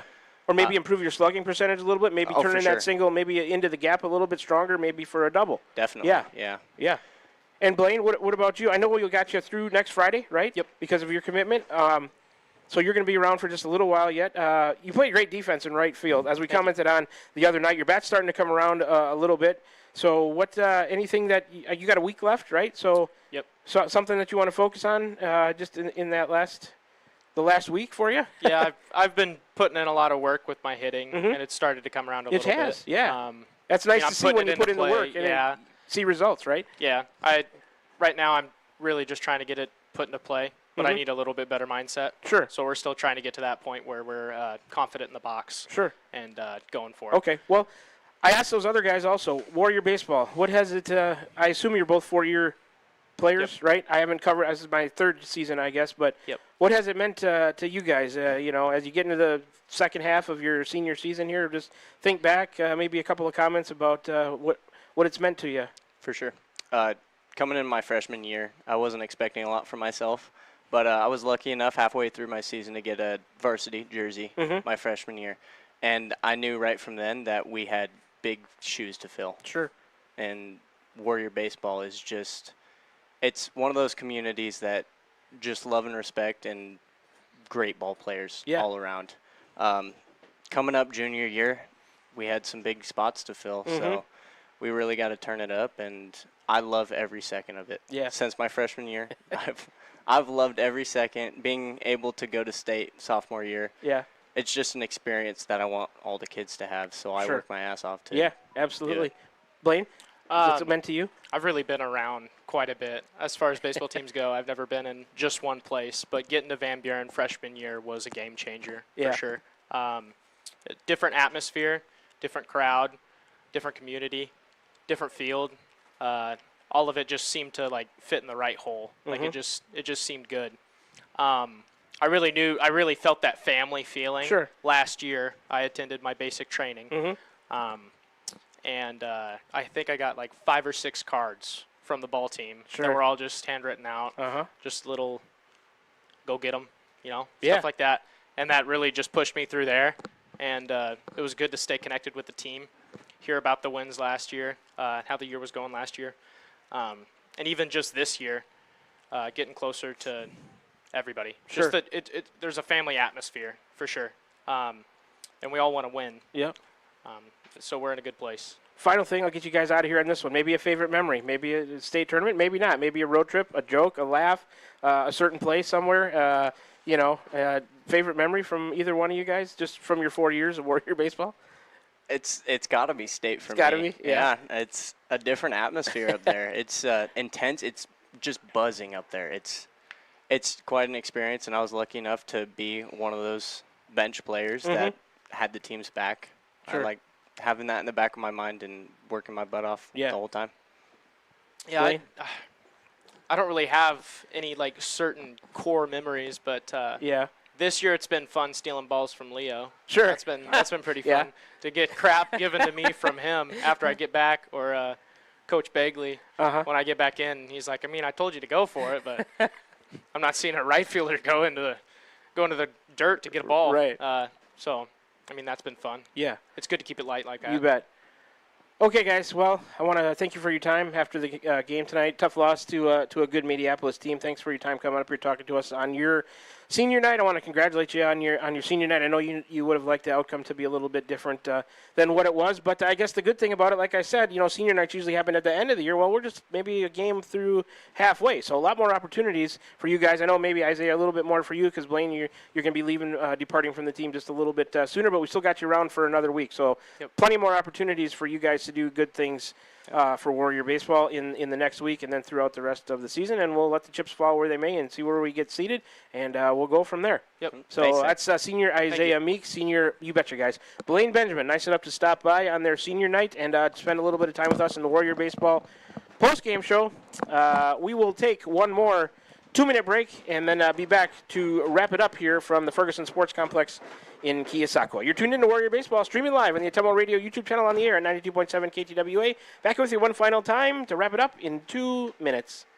This is Milo Wells with Wells Hometown Drug in Bloomfield. Our goal here is to go above and beyond your expectations for the role that a pharmacy can play in you and your family's health. Since we have opened here, many things have changed. We've added experienced staff, updated our facilities, added clinical services like strep throat test and treat, and free liquid medication flavoring. One thing that has not changed is the vision of providing our patients with access to the best pharmacy services anywhere in the state. We, like many of you, believe Southeast Iowa is an amazing place to live, and we will continue to be committed to improving the lives of our patients. I'm Missouri Seed of Keosauqua. As the hay and pasture seeding season wraps up, it's time to start thinking about summer annuals and cover crops after wheat. When you're looking to improve your farm profit or grazing efficiency, call me, Ryan, at 319-293-3114, because you're not just buying seed, you're gaining a partner committed to quality and exceptional service for farmers. I'm Missouri Seed of Keosauqua, your dedicated seed expert. Let me help you grow your success. That number again is 319-293-3114, or visit us on Facebook at I'm Missouri Seed. This is Van Buren County Superintendent Jeremy Hissom. Spring sports season, senior awards, the start of summer sports, end of year banquets, and graduation have us all full of energy, and there's definitely a buzz in the air. We want to send best wishes to all students who are graduating or moving to another school next year, as well as to any staff member retiring or moving to a new chapter in life. New chapters are always exciting times because you get to choose how they are written. We wish you the best. Here in Van Buren County, we have one goal: be a great school for all kids. Warrior Pride, countywide. This is Jeremy with Cranston Family Funeral Home. I want to take a moment and say thank you, not for choosing our funeral home, although we're deeply honored when you do, but for showing up for your neighbors, for supporting small businesses, for standing in line at visitations and hugging people you maybe haven't seen in years. That is what makes our communities feel like home. At Cranston Family Funeral Home, we don't believe in flashy promises. We believe in showing up quietly, respectfully, and doing the work that matters when it matters most. So from our family to yours, thank you. We see you, we are grateful for you, and we'll be here when you need us. We're back with the Van Buren County Warriors on the Ottumwa Radio Group Sports Network.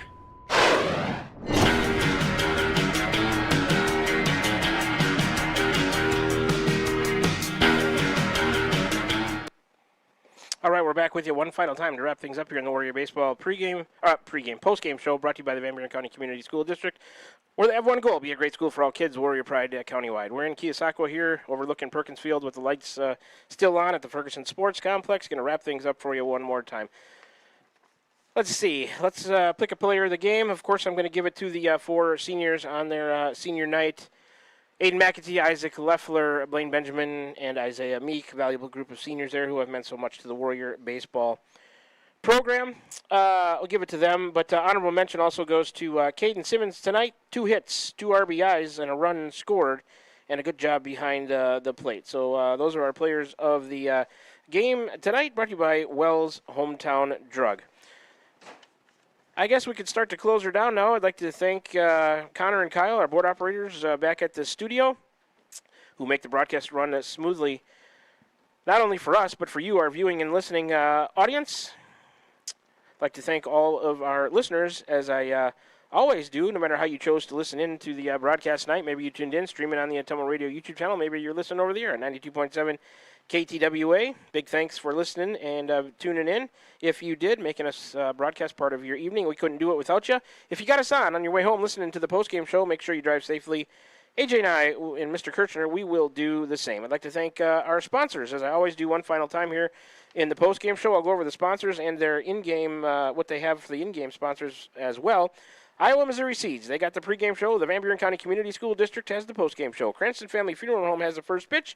Dowd's Lumber and Home Center has the starting lineup. Smithburg Automotive, all the innings 1 through 7 if necessary. Dowd's Quick Stop has the Warrior pitcher strikeouts. Pilot Grove Savings Bank has the pitching changes. Van Buren County Hospital, any Warrior home runs. Wells Hometown Drug, the players of the game. And Crane Concrete Ready Mix has my player and coaches interviews throughout the course of the year. Other sponsors with us tonight: First Iowa State Bank, Roto-Rooter of Ottumwa, Slayton Polaris, Tugboat Transportation, Wasco Hardware, Those were our Warrior Baseball sponsors with us tonight and all throughout the season. If you are not currently a sponsor of Warrior Sports and would like to be, you got to get a hold of Margie at TummelRadio.com.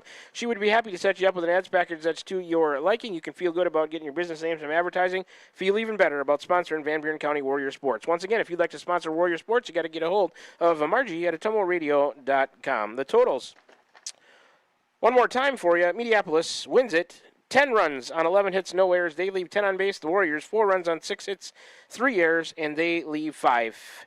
Kyler Crow, the winner. Aiden McEntee, the loser. With the win, Mediapolis improves to 13-1 on the year, 8-1 on the road, 7-0 in the conference. The Warriors fall to 6-8. They are 3-3 at home, 2-4 in the South Division of the Southeast Iowa Super Conference. Our next broadcast will be with you next Tuesday. That'll be June 17th, a 5:30 varsity start over there in West Burlington to take on the Falcons, a team that the Warriors beat here at the Ferguson in Keosauqua earlier in the year. That'll be our next broadcast. I should also look ahead to see what Mediapolis has coming. They're in action next Monday, June 16th. They're home for Winfield Mount Union / Columbus. That's the next action for both the teams involved in tonight's game. That's going to about do it here for us. On behalf of Mr. David Kirchner, longtime Warrior stat keeper, contributor, and PA announcer, and also my cameraman and on-site producer, Mr. A.J. Rowe. My name is Shan Mokwen, your radio voice and play-by-play of the Warriors. Back again for the sports seasons of the 2024-25 school year. We will all wish you a very pleasant rest of your Friday evening and say so long to you from Perkins Field here at the Ferguson Sports Complex outside of Keosauqua, where once again, the final score, Mediapolis Bulldogs defeat the Van Buren County Warriors tonight by a score of 10-4. We will talk to you next Tuesday of next week, June 17th, 5:30 start, maybe 5:10 pregame. For more Warrior Baseball, we'll be over in West Burlington for another South Division matchup in the Southeast Iowa Super Conference. The Warriors will be on the road to take on the West Burlington Falcons. Until then, you've been tuned in to Warrior Baseball right here on the Ottumwa Radio Group Sports Network, streaming live on the Ottumwa Radio YouTube channel, also on the air at 92.7 KTWA. A final time from Keosauqua, Iowa, the Ferguson Sports Complex.